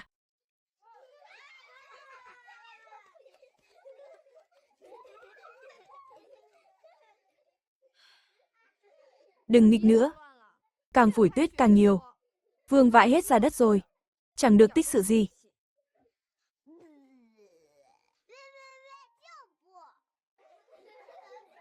Đừng nghịch nữa. Tất cả vào rửa tay ăn cơm. Kiếp trước em năm khổ quá. 10 tuổi đói quá. Trèo cây bắt chim, ngã xuống mà mất. Đời này tôi về rồi. Chẳng để bi kịch lặp lại. Phải cho con no ấm. Bình an khôn lớn. Chị cả, chị hai lớn nhất. Từ bé đã biết lo. Đã quen rồi, gánh vác việc nhà. Chẳng quản khó nhọc, không đứa nào được ngủ, người ngợm bẩn thỉu, không tắm rửa sạch, đêm giận dẹp cắn. Đi tắm rửa rồi mới ngủ. Từ nay đặt quy định, 3 ngày tắm một lần, gội đầu một lần, con gái con lứa, sạch sẽ, gọn gàng mới đẹp, đứa nào lười vệ sinh, bố đánh đòn tay, nghe rõ chưa, con nghe rồi ạ.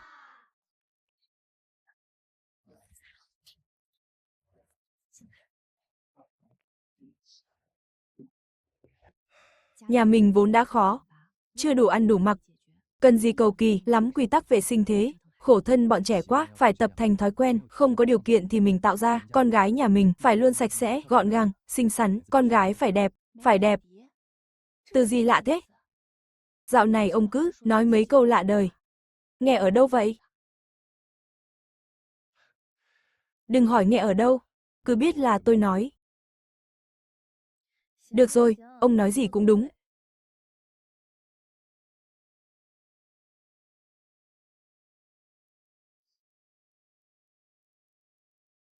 Thời này chẳng có gì giải trí.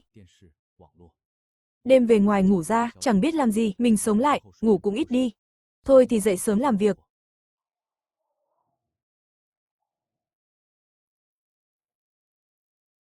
Muốn các con, đứa nào cũng sạch sẽ, gọn gàng, xinh xắn, nước nóng không được thiếu, đành chịu khó vậy. Đi nhặt thêm củi khô về để dành.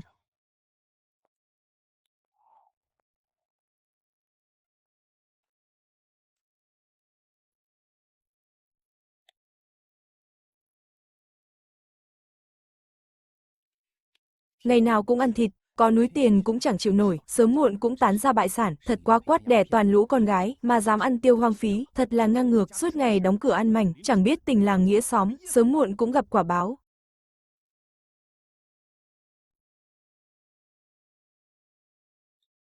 Đại muội, nhị muội, các con ăn nhanh lên, ăn xong dọn dẹp đi, hôm nay theo bố lên xã. Vâng ạ, bố.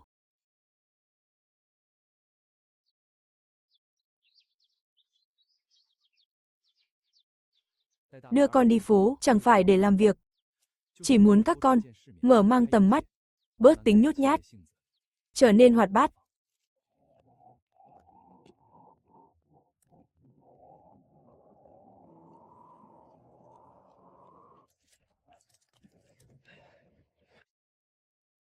Đúng là kịp lúc, đang cần mỡ lửng. Người nhà bị bỏng nặng, đang thiếu thuốc chữa, tôi đang lo không tìm được, ông lại mang tới tận 7 con, thế thì tốt quá, 7 con lửng này, đủ cho người nhà tôi dùng, còn dư để dành. Ông định bán bao nhiêu? Tôi chưa bán thứ này bao giờ, tôi không giành giá, ông cứ trả sao cho phải là được, tôi tin ông. Anh Kiến Thành, anh thật thà quá đấy. Tôi mà gian ra một chút, trả ông 1 đồng một con, chẳng lẽ ông cũng bán thật cho tôi? Đổi là người khác, tôi chắc chắn chẳng sòng phẳng thế này, nhưng ông thì khác. Tôi tin vào nhân phẩm của ông. Ồ, tôi khác chỗ nào? Nói nghe xem nào. Tôi không biết xem bói, nhưng nhìn người chuẩn lắm, ông không phải người tầm thường, sau này chắc chắn sẽ làm nên nghiệp lớn, tôi chỉ muốn nhân lúc ông chưa nổi danh, kết giao bằng hữu với ông, sau này ông phát đạt chắc sẽ không quên tình nghĩa này, cả xã Tam Dung này, chỉ có ông xã trưởng biết rõ tôi, một nông dân bình thường như ông, sao nhìn ra được tôi có chí lớn, anh Kiến Thành, anh nói thật lòng đấy, tôi thích làm việc với người như anh, rất yên tâm, tôi tuyệt đối không lừa anh, tôi làm ở cửa hàng cung tiêu, trên giá thu mua, tôi nâng giá cho ông, thịt lửng 3 đồng cân, da lửng 20, giá này quá đẹp rồi, ông thấy sao? Được, cứ theo giá đó.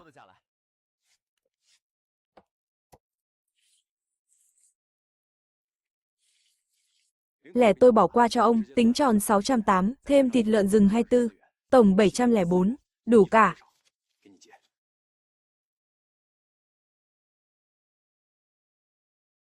Ở cái thời, còn chạy ăn từng bữa.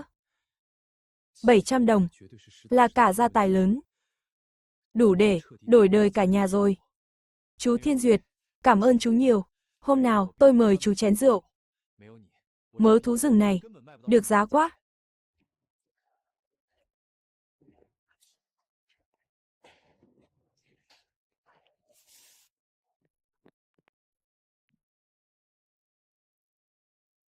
Mua được bao thứ, kẹo bánh, cặp tóc đẹp, cả quả cầu nữa, nhà có cái ăn, có đồ mới dùng rồi.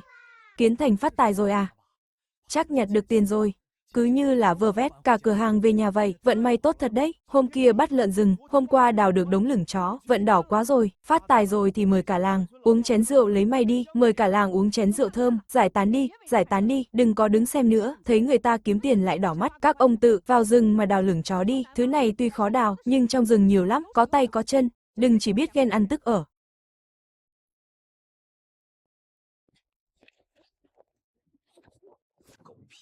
Lửng chó từ bao giờ mà đắt giá thế nhỉ? Tôi 2 hôm trước đào 2 con bán cho cửa hàng, tổng cộng mới được 60 đồng. Thằng này chắc chắn là lén bán cho người ngoài, kiếm tiền bất chính rồi, giờ khác xưa rồi, lén bán chút đồ thôi, chẳng ai để ý đâu.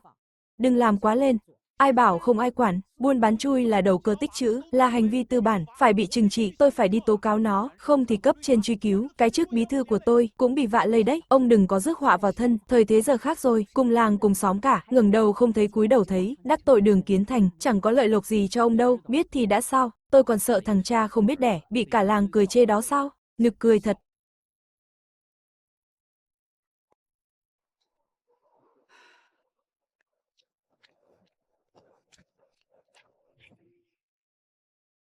Bí thư Đường, ông đến đúng lúc lắm, tuyết rơi mấy ngày không dứt, dễ gây ra thiên tai tuyết lớn, thôn Đại Bình các ông phải đề phòng nghiêm ngặt, chú ý hộ nghèo, hộ chính sách. Đừng để xảy ra thương vong, hả, chỉ là tuyết rơi vài ngày, làm gì mà nghiêm trọng thế, sao mà thành tai họa được, tuyệt đối không được chủ quan, sắp đến Tết rồi, hộ nghèo khó chống chọi lắm, tuyết chặn cửa, đói rét khổ sở, là chuyện lớn đấy, phải để mắt kỹ, báo cáo kịp thời, thưa xã trưởng, yên tâm, tôi sẽ sát sao tình hình, không xảy ra chuyện đâu, à này xã trưởng, tôi đến đây là để tố cáo một người, tố cáo ai cơ? Tôi tố cáo Đường Kiến Thành. Dạo trước hắn Bẫy lợn rừng, đào lửng, không nộp hợp tác xã, lén bán cho người ngoài. Đó là tư lợi cá nhân. Đầu cơ tích trữ là hành vi tư bản. Tuyết phủ kín núi, người ta ở nhà nghỉ. Hắn lại vào núi kiếm tiền. Chăm chỉ tháo vát, đầu óc nhanh nhạy. Rõ ràng là việc tốt, sao lại là lỗi? Nó bán cho ai? Ông có bằng chứng không? Tôi không rõ bán cho ai. Ông không tận mắt thấy. Dựa vào đâu mà kết tội, nó tự ý buôn bán, tôi đoán thôi. Tôi bẫy 2 con lửng, hợp tác xã chỉ trả 60 đồng, nó mua sắm nhiều thế kia, chắc chắn là bán giá cao. Ông là bí thư thôn đấy. Không bằng không chứng, chỉ đoán mò mà tố cáo dân. Cán bộ làm thế à? Giờ trọng tâm đất nước là tập trung kinh tế, khuyến khích dân làm ăn, phát triển thu nhập, bán thú rừng hợp pháp chẳng có gì sai, thậm chí đáng khen. Ông tư tưởng cũ kỹ quá. Chỉ là trả đũa cá nhân. Tôi, về mà kiểm điểm lại đi, lo cho dân cho thôn đi. Đừng giữ lệ cũ nữa. Thời thế khác rồi. Tư tưởng không đổi mới, sớm muộn cũng bị đào thải.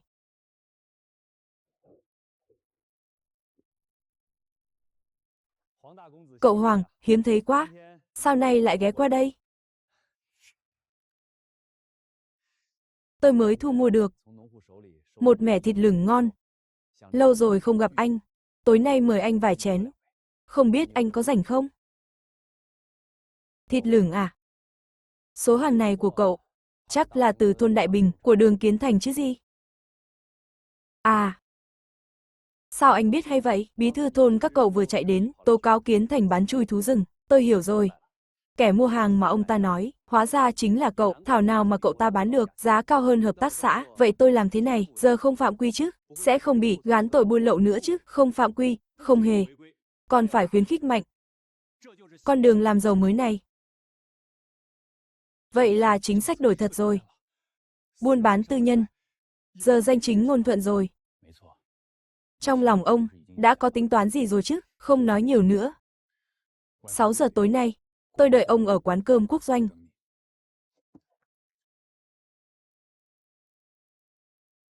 Hoàng Thiên Duyệt nhẫn nhịn bao năm, chỉ đợi chính sách nới lỏng. Nay gió xuân đã tới.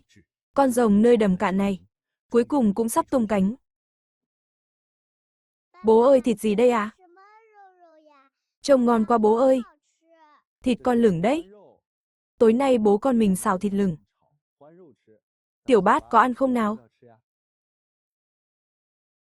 Con ăn, con thích thịt nhất. Thế bố hỏi con muốn ăn chân trước nhỏ, hay chân sau to nào? Con chỉ thích ăn thịt thôi. Thịt thơm là ngon nhất ạ. Con nhìn kỹ nhé. Đây là chân trước nhỏ. Đây là chân sau to. Phân biệt được chưa? Chọn cái con thích nhất đi.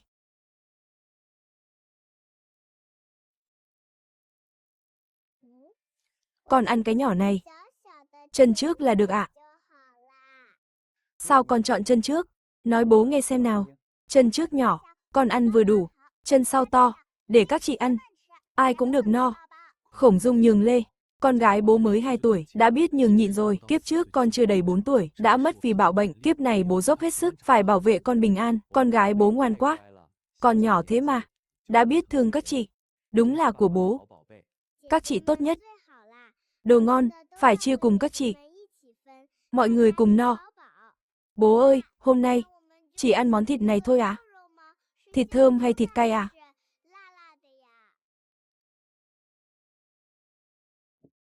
Thịt nguyên bản thơm lừng, không cay chút nào. Thế là một đĩa, thịt cay được không ạ? Con muốn ăn cay. Được thôi, để bố làm cho, bố xào đĩa thịt lửng cay. Thích quá, con thích ăn cay nhất. Con cảm ơn bố. Trước có con vàng, vui cửa vui nhà. Sau này nuôi con chó ta, giữ nhà giữ cửa, cho con có bạn chơi. Nhà cửa cũng ấm cúng.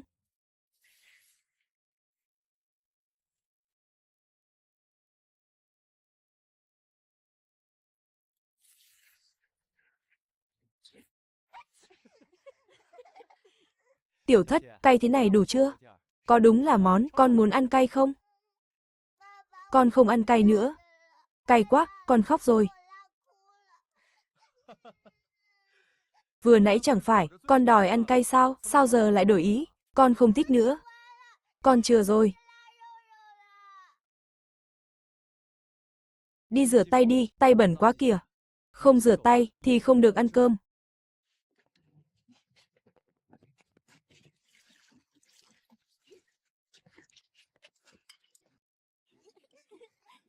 Thịt lửng ngon quá, vừa ngọt vừa mềm, còn thơm hơn thịt lợn rừng, thịt mềm, không dai, càng nhai càng thơm, có thịt là tốt rồi, đừng có kén chọn, miếng này tôi gắp trước, không được tranh của tôi. Đúng là cố tình chọc tức, ngày nào cũng thịt thà, nhà nó đúng là đặc biệt, sao không nghẹn chết đi, phô trương quá mức chẳng chút tình làng nghĩa xóm, ăn mảnh không sợ người ta dị nghị à, con cũng muốn ăn thịt, con muốn ăn thịt thơm. Ăn cái gì mà ăn, suốt ngày chỉ biết ăn, làm gì có thịt, ngồi yên đi.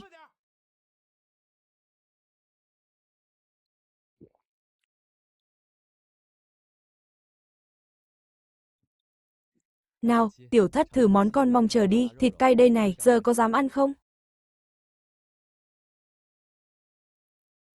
Cay quá, cay chết con rồi, cho con nước với. Cay quá đi. Ai bảo con ham ăn cay, giờ thì biết mùi rồi nhé.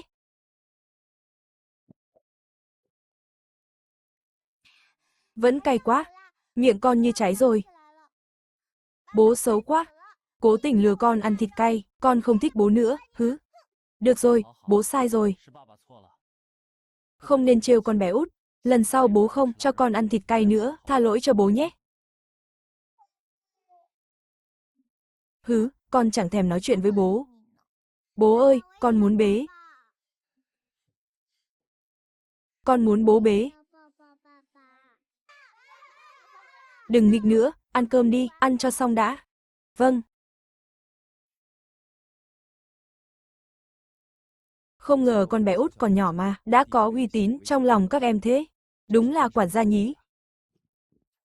May mà tuyết rơi mấy ngày nay, không thì chỗ thịt này, ngoài cách hun khói, chẳng để được lâu. Để nguội tuyết thế này, vừa tươi vừa tiện. Lại tuyết rồi. Tuyết càng lúc càng dày.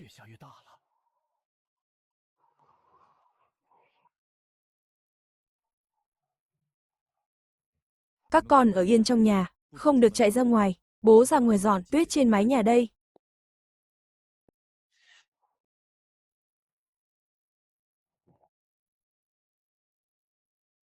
Kiến binh, ra đây mau. Dọn tuyết trên mái đi. Không sập mái nhà mất. Lạnh thế này dọn gì? Rét chết mất thôi. Trong nhà ấm thế này. Tuyết rơi dày quá. Mái nhà nào cũng dày. Không dọn kịp là. Tuyết đè nặng quá, sập mái mất thôi. Đừng sưởi nữa. Mau gọi anh cả, anh hai, anh ba, anh năm đi. Bảo họ ra dọn tuyết, dọn mái nhà đi, đừng có lười. Con biết rồi cha, con đi ngay đây.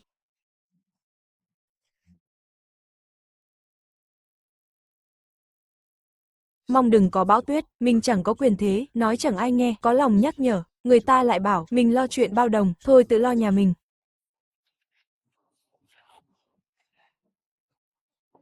Nạn người tuyết thường quá, hay xây nhà băng đi, vừa dọn được tuyết, lại cho trẻ con chơi. Được cả đôi đường, bố định làm ở sân, dựng cái nhà băng, có đứa nào muốn ra giúp bố không? Con làm à? Bố ơi, con cũng muốn làm. Đi đâu mà đi, ngoài kia tuyết rơi dày, lạnh buốt cả người, ốm ra đấy thì sao? Đã có tuổi rồi, còn bày trò với trẻ con. Tuyết rơi chưa lạnh bằng lúc tan, giờ tuyết đang rơi, chưa lạnh lắm đâu em, anh trông bọn trẻ, không để chúng nó lạnh đâu. Muốn chơi thì được, phải mặc ấm vào, thấy lạnh cái là, cóng tay chân là, phải vào nhà sưởi ngay, có làm được không? Chúng con nghe lời à? Con lấy trước mà. Em sáu cướp của con không chơi với em nữa, rõ ràng là em lấy trước, trẻ con khó tránh cái cọ, tranh giành cũng là bài học, biết nhường nhịn sớm. Chưa chắc đã xấu, các con cứ dọn đi, xong thì ra tập trung. Chú Sáu đừng đứng đó, ra nạn người tuyết đi, đúng là dối việc. Cứ chạy nhảy ngoài trời, không sợ cảm lạnh à, cóng hết chân tay, ngồi không cũng chán, ra vận động chút đi. Tiện dọn tuyết luôn, được cả đôi đường, bố mẹ ra chơi cùng đi, bố mẹ già rồi, không rảnh như các con, trông trẻ cho kỹ, nhà băng muốn chắc, gạch tuyết phải phẳng, ép chặt từng lớp, góc nghiêng phải vững, kẻo đổ đấy. Nhà rộng quá rồi, không có khung gỗ, không lợp mái được. Đừng chơi nữa, vào nhà sưởi ấm đi, ấm người rồi tính tiếp. Phiền phức lắm. chẳng đứa nào nhớ lời. Cứ thích ra ngoài chịu rét, đầu óc lú lẫn cả rồi, đứa nào còn ra nghịch tuyết, liệu hồn tôi đánh đòn.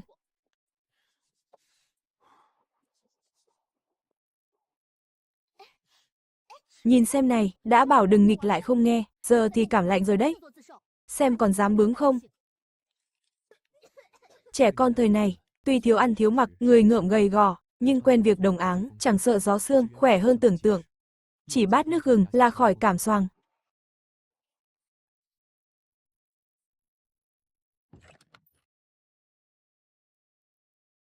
Nhà bao nhiêu đứa trẻ, chỉ thuốc không đủ, ra tiệm Thiên Duyệt mua ít đồ nấu nướng, tiện mua ít lương khô.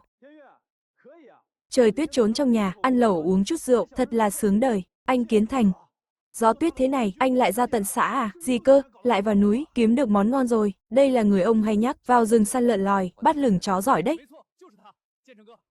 Tôi giới thiệu người này.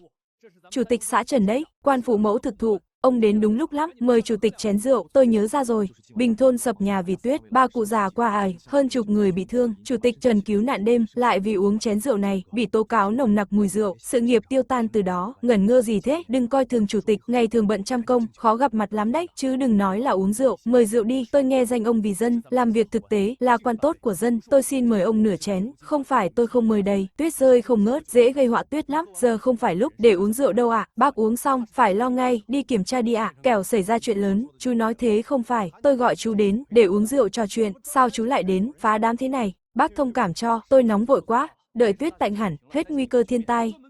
Tôi xin mời bác uống, hôm nay không dám lơ là, chú lo bỏ trắng răng, xã trưởng đã lo xong, việc chống tuyết rồi, đâu vào đấy cả rồi, chú là dân thường, biết gì việc công, đừng có đoán mò. Thôi, đừng nói thế, Kiến Thành có lòng tốt, tuyết lớn nguy hiểm thật, cẩn thận vẫn hơn. Cảm ơn chú đã nhắc. Tôi sẽ cho đi kiểm tra, chưa thấy báo cáo thiệt hại nào, cán bộ thôn giấu giếm, báo cáo láo, chẳng hề đi kiểm tra, cấp dưới sợ nhất là, lệnh trên không xuống dưới, ông nói thế là ý gì, chẳng lẽ ông nghe được tin gì rồi, biết thôn nào có nguy cơ, tôi không có tin chính xác.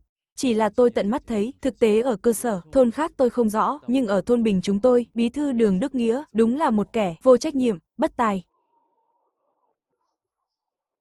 Đường Đức Nghĩa thôn Đại Bình. Mấy ngày nay tuyết rơi mãi, thôn tôi đừng nói là quét tuyết trên mái, dọn dẹp nguy cơ, thông báo tự kiểm tra cũng không, hôm qua tôi nhắc tận mặt, ông ta chẳng coi ra gì. Thật là kẻ tắc trách. Tôi đã nhấn mạnh an toàn. Hắn dám làm trái lệnh. Tuyết càng lúc càng dày, sập nhà, người bị thương thì sao, hậu quả khôn lường, chủ tịch, khoan đã, lẩu vừa sôi, ăn nóng rồi đi cũng kịp, gió tuyết thế này, chẳng vội gì lúc này. Anh Kiến Thành, tôi phục anh rồi, anh đúng là chuyên đến, để phá đám tôi, chủ tịch lo cho dân là tốt, chúng ta cứ ăn đi, tôi không ăn nữa, trời càng lúc càng tối, gió tuyết lại to, là bị kẹt ở xã mất, hôm nay tôi đến đây, chủ yếu muốn mua, ít sủi cảo đông lạnh và gia vị, cửa hàng cung tiêu ít đồ quá, đồ đông lạnh mới đấy, anh cứ ra kho mà lấy.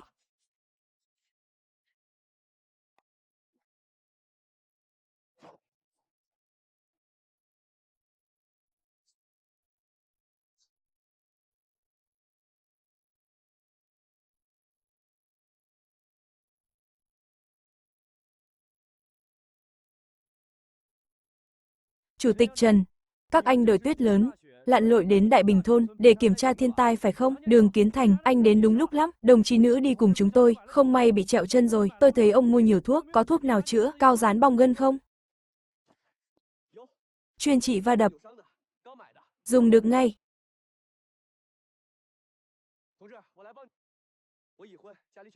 Đều là cha người ta rồi, chẳng có gì ngại, tôi dán là hợp nhất.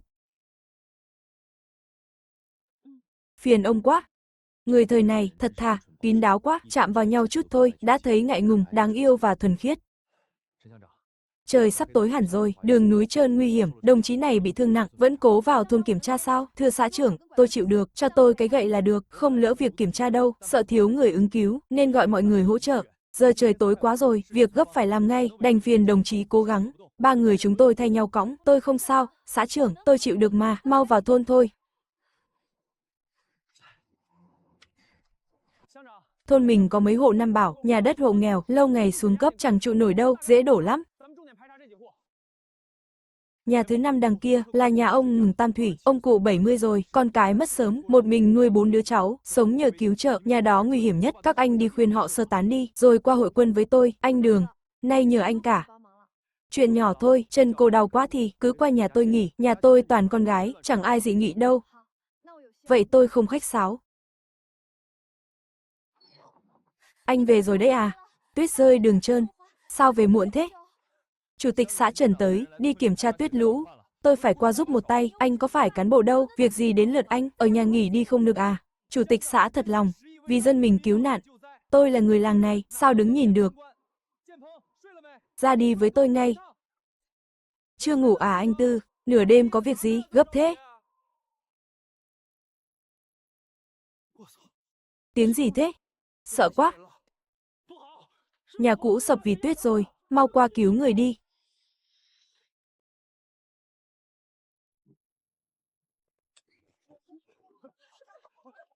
Tiếng gì thế? Hình như nhà phía tây sập, chắc chắn do tuyết đè. Tuyết thế này sập nhà rồi. Chủ tịch Trần, mọi người không sao chứ, ông cháu an toàn chứ, hiểm nguy quá. May nhờ anh báo trước. Khuyên họ ra ngoài, nhà sập ngay lập tức, chậm chút là mất 5 mạng. May mà có anh. Anh nói trong làng còn, hộ chính sách khác, nhà nguy hiểm không, dẫn chúng tôi đi ngay, cụ già neo đơn. Di rời dễ thôi, nhưng hộ nghèo, nhà đông con cái, cố chấp lắm, chẳng chịu nghe, khó cứu hộ, khó gấp bội. Bác Hưng Đức ơi, nhà bác sắp sập rồi. Mái tuyết dày quá, sập bất cứ lúc nào, bác và 5 đứa nhỏ, ở trong đó nguy hiểm lắm. Tôi là Hưng Đức đây, tôi không lừa bác đâu, thôi bớt nói đi, chẳng cần biết ông là ai, hay quan to cỡ nào, nhà tôi biết, không cần người ngoài lo, chết tôi cũng không đi. Không đợi được nữa. Mái nứt, tuyết rơi rồi. Xa nhà kêu răng rắc, không đi là muộn đấy, cưỡng chế di rời thôi, không nghĩ cho mình, cũng phải nghĩ cho lũ trẻ. Sập thật đấy, mấy đứa nhỏ không chạy thoát đâu, ông nói láo, ông chủ cả nhà tôi chết à, nhà tôi đang yên ổn, việc gì phải đi, chúng tôi đi rồi, ông lo được miếng ăn cho chúng tôi không, đừng có giả nhân giả nghĩa, cút ngay cho tôi. Đồ dối hơi, dám đến nhà tôi làm cản à, tưởng tôi dễ bắt nạt à, cút hết đi cho khuất mắt.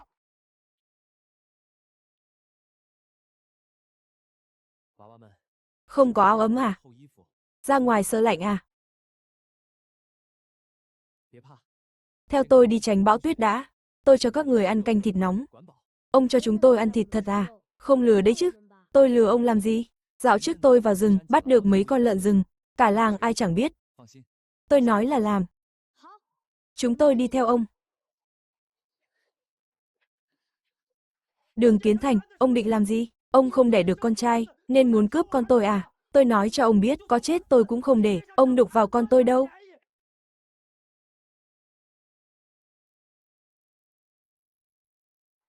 Chủ tịch xã, ông đạp tôi làm gì? Tôi có làm gì sai đâu.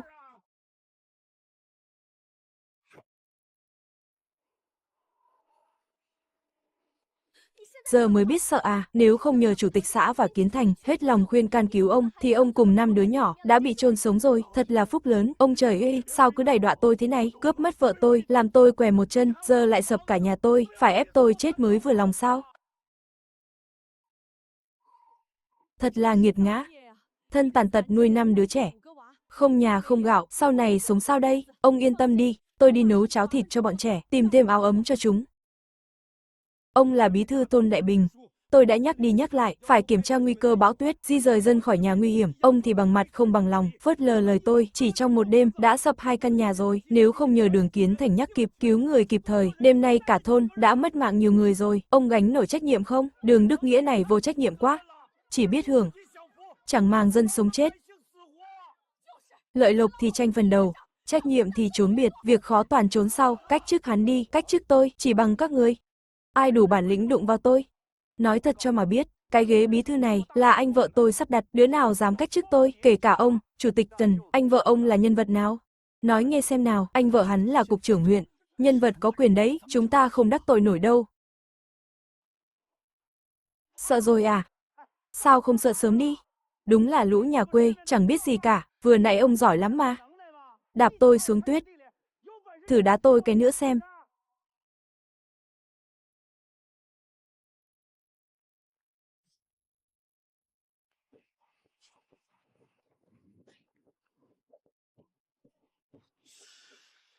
Đường Kiến Thành, mày dám đánh tao? Tao giết chết mày. Giết tao? Mày có quyền đó à? Mày dám đánh tao? Anh vợ tao là cục trưởng huyện đấy, tao bảo ông ấy tống cổ cả nhà mày vào tù. Đừng tưởng tao sợ. Tao không sợ đâu. Phó cục chăn nuôi à? Chẳng có quyền hành gì cả, dọa được đấy. Bắt giữ Đường Đức Nghĩa ngay. Mai giải lên đồn xử lý, là cán bộ thôn, làm việc tắc trách coi thường tính mạng dân, suýt gây họa diệt môn, phải xử lý nghiêm. Bắt thật à? Dù sao cũng là lãnh đạo huyện, đắc tội sao nổi. Có tôi lo. Có chuyện gì tôi chịu. Cứ bắt đi. Sợ gì chứ? Tạnh tuyết, gió càng gắt, đêm nay lạnh buốt, bao nhiêu người già trẻ nhỏ, không chỗ trú thân, dù tránh được sập nhà, cũng chết rét cả thôi, phải lo ngay thôi. Ông xem nhà kho thôn, có dùng tạm được không, cho bà con tránh rét, thằng Đức Nghĩa ấy, nó phá nát nhà kho rồi, đồ đạc, khung cửa, nó tháo bán sạch rồi, chỉ còn mấy bức tường, chẳng che nổi gió tuyết, thật là to gan lớn mật, dám phá hoại của công, đúng là hết thuốc chữa. Nó có bác làm cục trưởng, ai dám hé răng, ai dám đụng vào nó. Sao lúc nãy ông gan thế, sao không tố cáo nó đi, tôi gan dạ lúc nãy là nhờ có ông chống lưng, tôi là dân thường, không quyền không thế, sao dám đối đầu với nó, tiện thể trả thù riêng thôi, bị nó làm khó.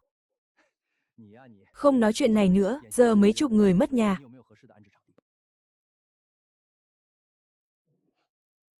Tôi có chỗ này hay lắm, chỉ không biết ông có muốn cho bà con qua đó không? Cạnh nhà tôi, vừa dựng cái lều băng, chiều nay tôi cùng nhà tự tay dựng.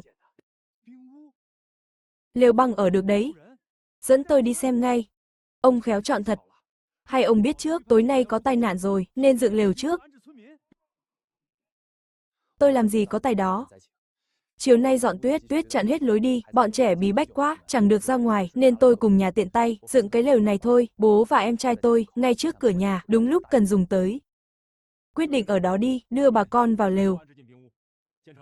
Nhờ ông tìm thêm củi, đốt than sưởi. Mọi người không chịu nổi, bác yên tâm. Củi, ván, rơm rạ đủ cả, thêm bát canh nóng, đảm bảo có lửa sưởi, có cơm nóng ăn, có chỗ ngủ yên, anh giúp tôi quá lớn. Đợi hết đợt tuyết này, tôi phải mời anh chén rượu. Sao dám để anh mời, phải là tôi mời, ban ngày lỡ việc của anh, coi như tôi nợ anh, may mà có anh. Đêm nay tôi chắc chắn sẽ hỏng việc lớn, tính ra thì tôi nợ anh 2 bữa, việc này tôi nhớ kỹ, xong việc sẽ mời.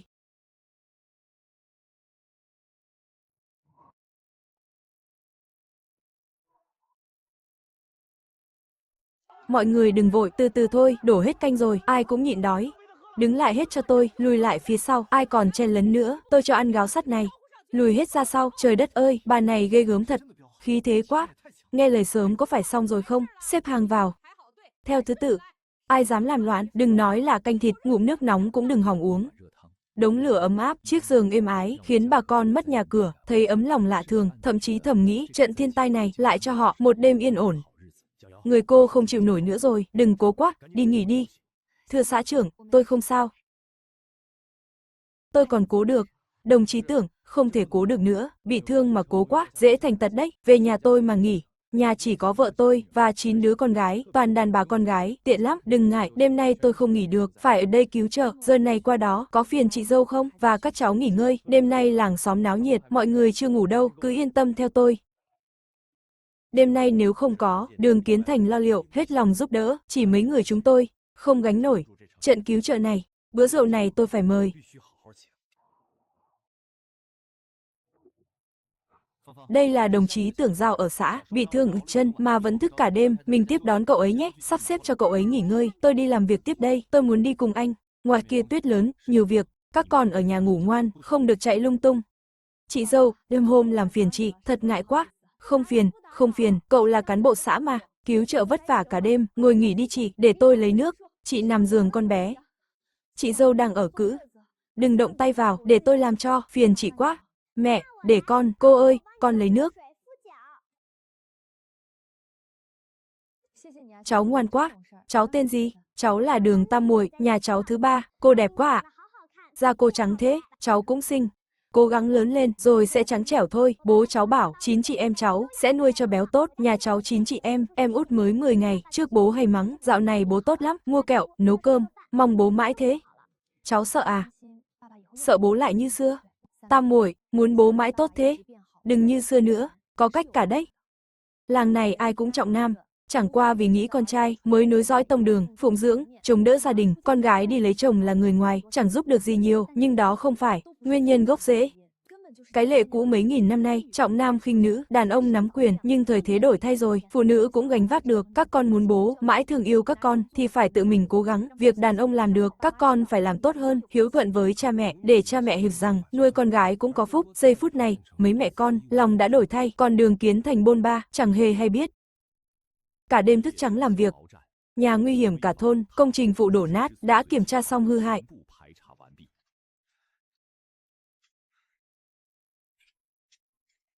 Cậu này thật là thức trắng đêm làm lụng, vừa bỏ của cải, vừa bỏ công sức, chẳng mang lợi lộc gì. Rốt cuộc cậu muốn gì, hay là muốn tranh ghế bí thư chi bộ? Tôi không ham làm quan, bà con làng xóm cả, gặp nạn thật chẳng dễ, giúp được thì giúp thôi, trời cho sống lại lần nữa, bù đắp hết tiếc nuối, không phụ ơn tái sinh, được người cần đến, cứu người khỏi khổ, đã là mãn nguyện rồi. Trước đây anh chỉ thỉnh thoảng làm chút việc nhỏ, đâu có tận tụy thế này, sẵn lòng đem đồ nhà, củi lửa cứu giúp người, thức đêm giúp không công, thương con gái hết mực, đúng là thay đổi hẳn. Mẹ ơi, ai rồi cũng phải lớn, phải hiểu chuyện thôi, trước tôi cứ chấp niệm chuyện chỉ có con gái, oán trách số phận, giờ tôi thông suốt rồi, tôi chấp nhận hết chăm lo cho 9 đứa con gái, nên người chẳng kém gì con trai nhà người ta, lý lẽ ai nói chẳng được, nhưng làm thì khó lắm, ở quê không có con trai, cả đời chẳng ngẩng mặt lên được, lại bị người ta chỉ trỏ, trước đây việc làng việc xã cứ cố thể hiện, chẳng mang gì khác, thấy xã trưởng là nịnh nọt, đúng kiểu kẻ su nịnh, vì không có con trai nên tự ti, muốn làm quan để nở mày nở mặt, trả đũa kẻ cười chê mình, loại người này không được làm cán bộ thôn. Đường Đức Nghĩa vì lơ là nhiệm vụ, chiếm đoạt tài sản công, gây thiệt hại lớn trong thiên tai, tội chồng thêm tội, phạt 10 năm tù giam, kẻ chống lưng cho hắn, phó cục chăn nuôi huyện, anh vợ hắn cũng bị liên đới, cách chức điều tra, trong 7 phiếu, 5 phiếu của Kiến Thành và anh em, 2 phiếu còn lại là của Hưng Tài, cả làng không ai bỏ phiếu cho tôi vốn chẳng muốn làm, trượt lại được thảnh thơi, dân không chọn tôi, chẳng phải vì tôi kém hay nhân cách tồi, chỉ đơn giản là tôi không có con trai, trong mắt mọi người, đàn ông không con nối dõi, làm cán bộ thôn sẽ làm làng mất mặt, không ngẩng đầu nổi, không làm cũng tốt, cán bộ lắm việc vặt, vừa mệt vừa bực, không làm lại nhẹ người, tôi đưa anh đi ăn tiệm, tôi mời anh chén rượu, được.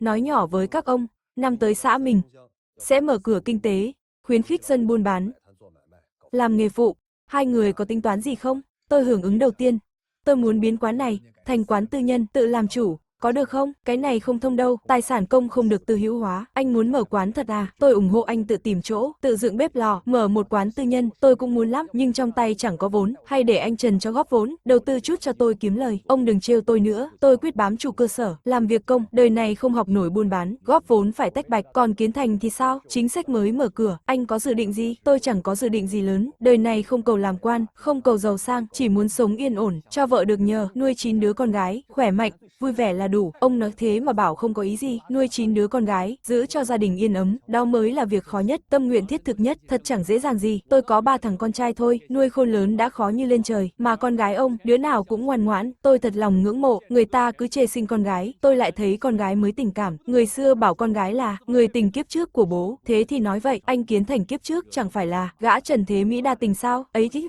không phải, tôi lỡ lời. Nói bậy rồi, tôi tự phạt một chén, sơ sẩy một chút là bị chụp mũ lưu manh ngay, rắc rối to đấy, chuyện nhỏ thôi, anh em mình tán gẫu thôi, đừng để bụng, tôi uống cùng ông một chén, đùa thì đùa thôi, nói chuyện làm ăn, xã mình nghèo quá, dù có mở cửa, chẳng ai tới, chẳng có mối, dân chẳng dám làm, muốn phát triển, phải kéo người về, đưa người ngoài, đưa vốn về đây, nói thẳng là hút khách, về xã mình chẳng có gì, được cái rừng núi đẹp, cảnh sắc nguyên sơ, đó là lợi thế lớn nhất, giờ ai cũng lo ăn, chưa ai nghĩ tới chơi, nhưng mình đi trước, đợi dân giàu lên, mình hốt bạc trước, bỏ xa xã bản, ông chỉ vẽ bánh đi, làm du lịch dài hơi, không đường, không người, giờ làm thế nào, chẳng làm nổi đâu, trừ khi đào được mỏ, trừ khi gì, đừng úp mở nữa, nói thẳng cũng chẳng sao, tôi chỉ nói bâng quơ thôi, nếu xã trưởng muốn, tôi có thể mời chuyên gia về, thăm dò lại lần nữa, biết đâu có mỏ sót, ông chắc chắn biết gì đó.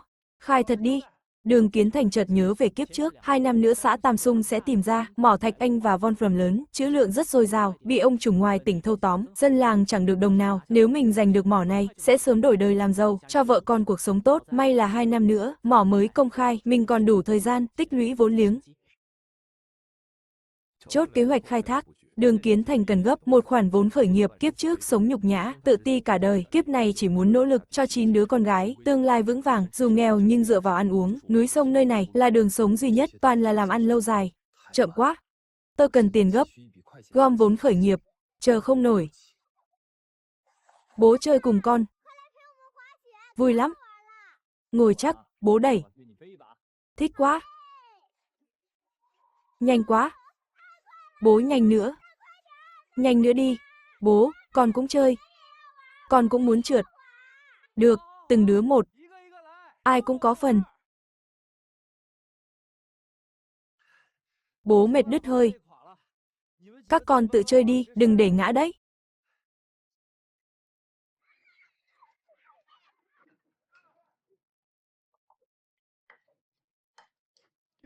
Kiến Thành à? Nghỉ làm điếu thuốc. Chê thuốc tôi à? Đây là thuốc, tôi quý lắm đấy. Tôi dám nào, chỉ là tôi bỏ thuốc rồi.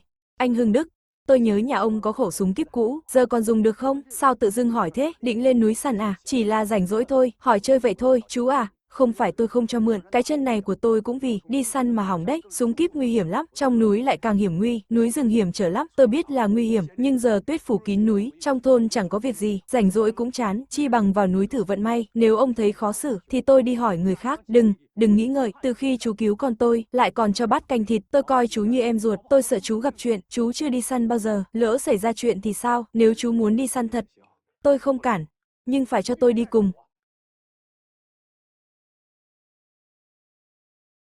Tôi đi cùng chú cho an tâm. Tôi không vướng chân ông, tôi dẫn đường cho. Tìm con mồi, chỉ ông dùng súng. Đảm bảo ông an toàn, săn đầy túi về. Vậy sáng mai ta đi. Đúng giờ lên núi, được thôi, mai ông qua tìm tôi. Phương, anh bảo này, sáng mai anh với anh Hưng Đức lên núi săn thú, trước kia anh ấy chỉ biết mình chẳng coi vợ ra gì, giờ biết nói với vợ. Thay đổi nhỏ này khiến cô cảm động, tuyết dày, trời lạnh lắm. Đi săn nguy hiểm lắm. Hay anh đừng đi nữa, em yên tâm. Anh sẽ cẩn thận mà, anh còn 9 đứa con, không liều mạng đâu. Em nhìn anh Hưng Đức xem, trước kia khá giả thế, đi săn bị thương chân, giờ khổ sở quá, vợ anh cũng bỏ đi rồi, anh biết chừng mực mà, anh muốn đi săn, tranh thủ lúc tuyết rơi, thú ngủ đông dễ bắt, kiếm chút tiền nhanh, làm vốn liếng, sau này nhà mình sẽ làm việc lớn đấy, mình chỉ là nông dân, làm gì có việc lớn nào, anh lại chém gió à, giờ chưa nói được, làm xong em biết ngay, việc này mà thành, đừng nói 9 đứa, 90 đứa anh cũng nuôi được, bố lấy đâu ra 90 đứa. Ngoài chúng con ra, còn ai nữa hả bố? Đồ danh con, ăn cơm đi, đừng hỏi linh tinh.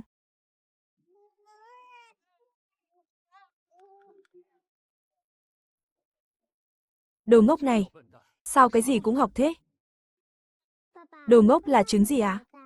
Ăn được không bố? 8 à? Ngốc thật, đồ ngốc là trứng do kẻ ngốc đẻ ra, như trứng do gà đẻ ra vậy. Bố, con nói đúng không? Đúng rồi, con thông minh nhất. Ăn đi, Đường Kiến Thành kiếp trước, nếm trải nửa đời gió sương, vốn hiểu biết rộng, dù chưa từng đi săn, nhưng rất hiểu rừng núi. Mẹo săn bắn, tránh hiểm.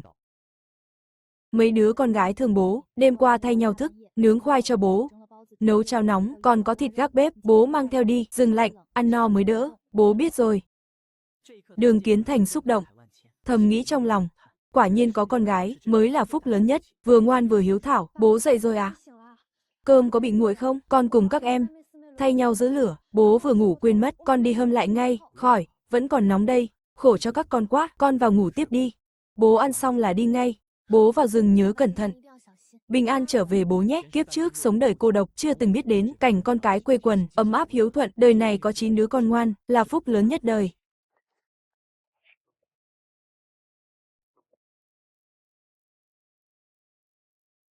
Anh Hưng Đức, 5 thằng con trai nhà anh, sao không dậy giúp một tay, đừng nhắc nữa, mấy thằng giặc con đó, không gây họa là may lắm rồi, còn mong chúng giúp, chỉ là nằm mơ thôi, được đấy Kiến Thành, nhìn bộ dạng ông kìa, chuẩn bị chuyên nghiệp phết, chắc tính toán từ lâu rồi, vào rừng săn bắn rồi, tôi sửa soạn qua loa thôi, trong rừng lạnh, chống gió thôi.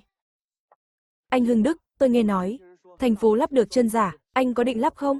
Lắp được thật sao, có tin được không, đắt không bác?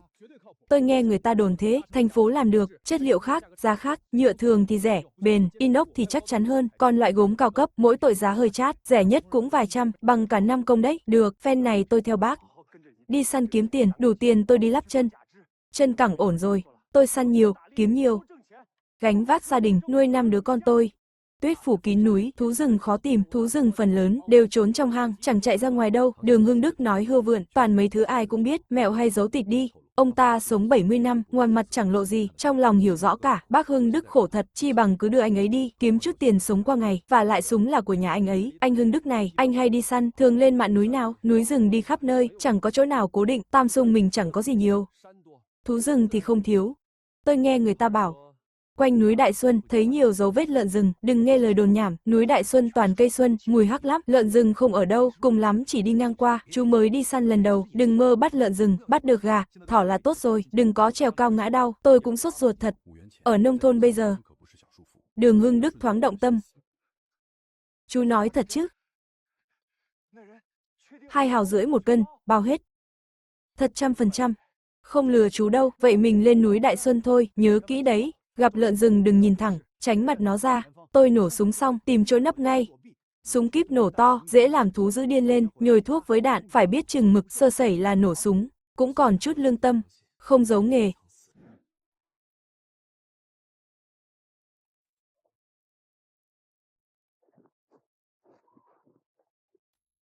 Xui thật, gặp phải ba thằng dở hơi này, ba anh em thằng Lưu Dỗ ở thôn Đào Sơn, tính gắt, ra tay độc, cẩn thận đấy. Đường Ba Pháo, mà vẫn cố đi săn. Là biệt danh của đường Hưng Đức. Pháo 1 hay khoác lác, pháo 1 hay nổ, pháo 2 súng nổ, tiếng vang trời, pháo 3 tính nóng, đụng là nổ. Từ hồi què chân, ông ta bớt đi nhiều, ít khi gây gổ. Anh cả nhìn kìa, đường Tam Pháo nhận đồ đệ à, nhận đồ đệ mà không chọn trai trẻ, lại chọn kẻ già khú, mắt nhìn kém quá, đừng chấp bọn họ. Sao hèn thế, đừng theo thằng què, học được gì đâu, chi bằng theo bọn tôi, tuyết rơi còn vào rừng, cẩn thận bỏ mạng đấy. Vào rừng bao lâu rồi, chẳng thấy con mồi nào. Săn bắn kém quá, mày nói cái gì, muốn ăn đòn à? Ăn nói cho cẩn thận họa vào thân. Chỉ là sự thật thôi.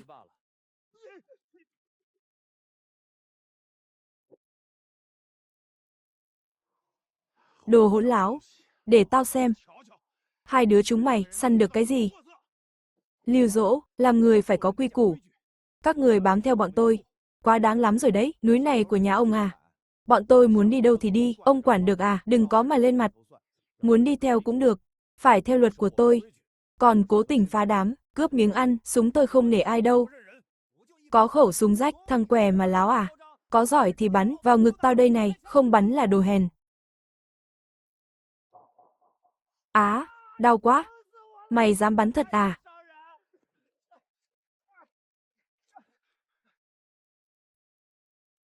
Rút dao ra, chúng nó liều mạng đấy, đi săn trong rừng.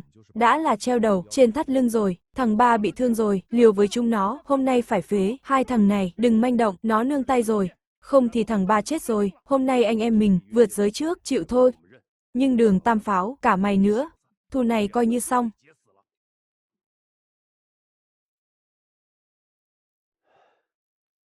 Kiến Thành, xin lỗi, tôi nóng nảy quá, nhưng đi săn trong rừng, không cứng thì chết, chỉ bị người ta coi là quả hồng mềm, sau này ai cũng cướp miếng mồi của cậu. Anh Hưng Đức nói phải, ở trong rừng này là phải cứng rắn, nhún nhường là thua, cũng không nhất thiết phải sống mái với nhau, yên ổn săn là tốt, dân săn đều là kẻ dữ, một là hợp tác, hai là kẻ thù, người hiền trong rừng không sống nổi đâu, anh nói không sai, thứ đáng sợ nhất chẳng phải thú dữ, ba thằng đó thù dai, ngoài mặt không dám đấu, sau lưng chắc chắn, chúng ta phải cẩn thận, chúng mà dám giở trò, tôi cho đi không về, may chỉ chảy ra, chưa gãy xương, tôi đã bảo rồi.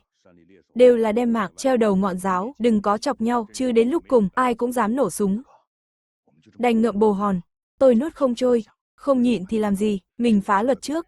Không hạ được chúng thì đừng hòng mà, đi săn vùng này nữa, chuyện chưa xong đâu, sớm muộn tôi cũng bẻ nốt chân nó, ông giữ con đại hôi, ở lại đây dưỡng thương, tôi với thằng hai đi, tìm cơ hội, bắn trả thù chúng nó, hai người cẩn thận, nhất định phải trả thù. Tôi đã bảo rồi, núi Đại Xuân mùi nồng, thú dữ chẳng thèm tới. Công cốc rồi. Anh Hưng Đức nhìn kìa, dấu chân lợn rừng à? Đúng dấu lợn rừng rồi, khá thật, vận may anh tốt thật. Mới vào rừng đã gặp hàng to, mau đuổi theo dấu chân đi. Tuyết phủ kín núi, khó tìm dấu thú, nhưng đường Hưng Đức gắn bó với rừng núi bao năm, khả năng lần dấu vết đã đạt đến độ thượng thừa, may mà có anh Hưng Đức, tôi mà đi một mình, dù biết có lợn rừng, giữa núi tuyết mênh mông, cũng chịu chết thôi.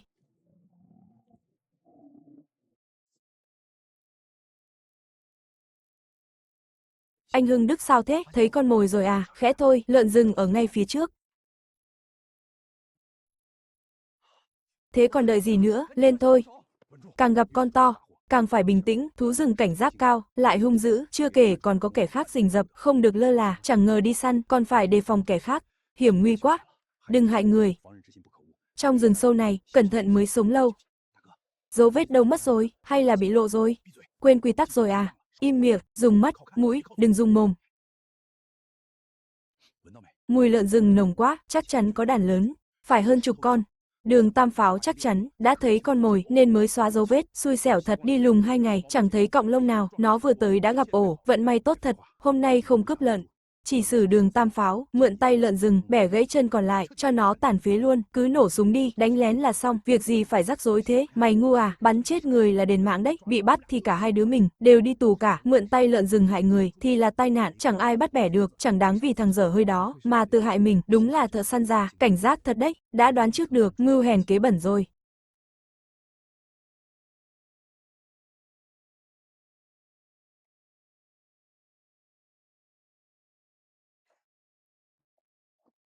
Chú có biết bắn súng kíp không? Tôi biết chút ít. Trước từng xem người ta bắn, cũng từng mày mò qua. Đường Hưng Đức hiểu rõ. Giờ săn lợn là phụ. Dạy cho lũ tiểu nhân, họ Lưu kia một bài học mới là chính. Đừng manh động bắn bừa. Súng kíp khó dùng lắm, nạp đạn lâu lắm, bắn trượt một phát không những mất mồi còn lộ vị trí. Anh Hưng Đức cứ yên tâm, tôi biết chừng mực không làm bừa đâu. Lợn rừng ở ngay trước, ông vòng lại gần đi.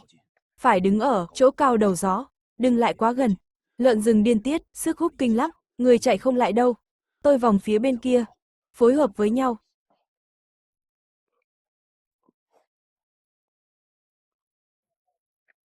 Đường Kiến Thành biết rõ, Đường Hưng Đức muốn đi xử lý đống rắc rối của anh em họ Lưu, thôi thì cứ tập trung săn bắn kiếm tiền, ân oán tạm gác lại đã.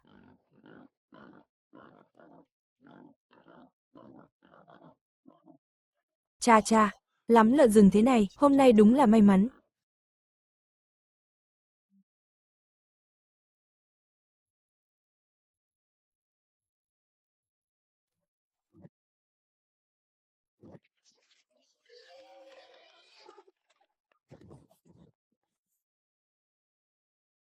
Hai anh em tưởng bở. Nào ngờ đâu, số lợn trong thung lũng nhiều hơn dự tính nhiều.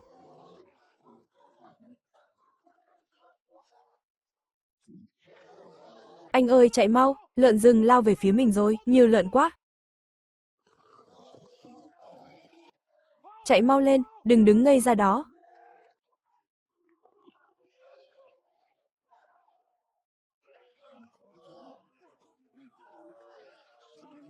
Trèo cây mau lên.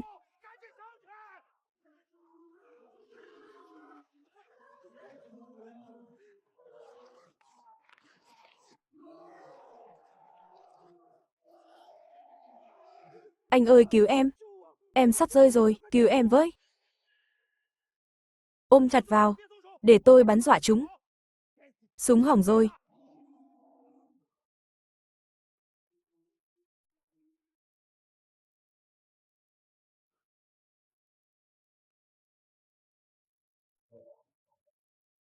Á, anh ơi cứu em, chết mất. Người thường nạp đạn súng kíp phải mất cả phút, Đường Kiến Thành nhờ kinh nghiệm kiếp trước. Chỉ hơn 20 giây, đã nạp xong đạn. Và mồi lửa.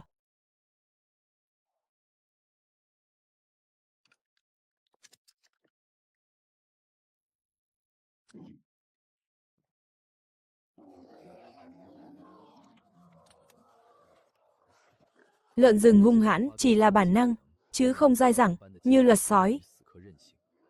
Chỉ cần bắn thêm phát nữa, là chúng tự tan đàn.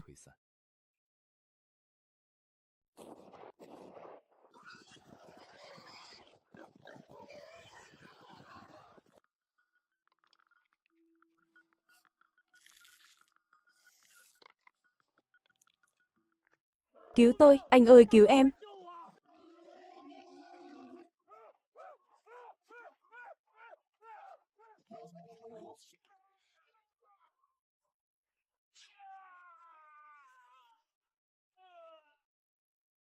Đừng húc nữa, cứu tôi với, chết mất thôi. Cố lên. Trèo lên tảng đá cao đi. Anh ác thật đấy. Em ruột sắp bị lợn rừng húc chết rồi, ông trốn trên cây, còn nói lời mát mẻ.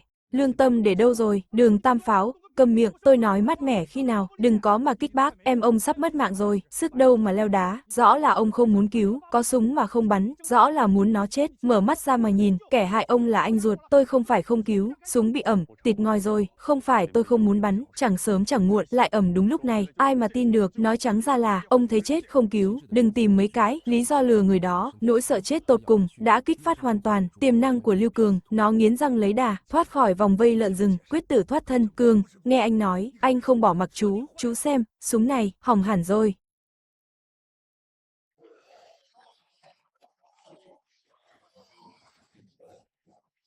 Cường ơi, cố chịu đi, lợn rừng lát là mệt, kệ nó thôi, sắp an toàn rồi.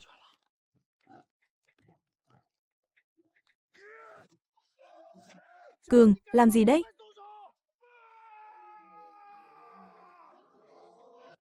Thằng Cường này điên rồi, hôm nay mà để nó thoát được ra, sau này chắc chắn là họa.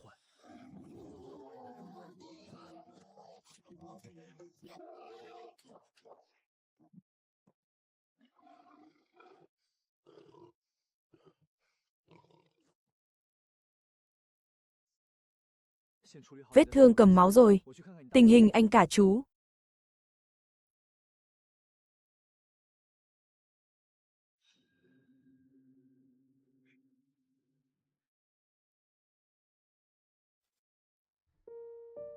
Tâm thư gửi đến những người bạn thân thiết của Bình luận phim Channel.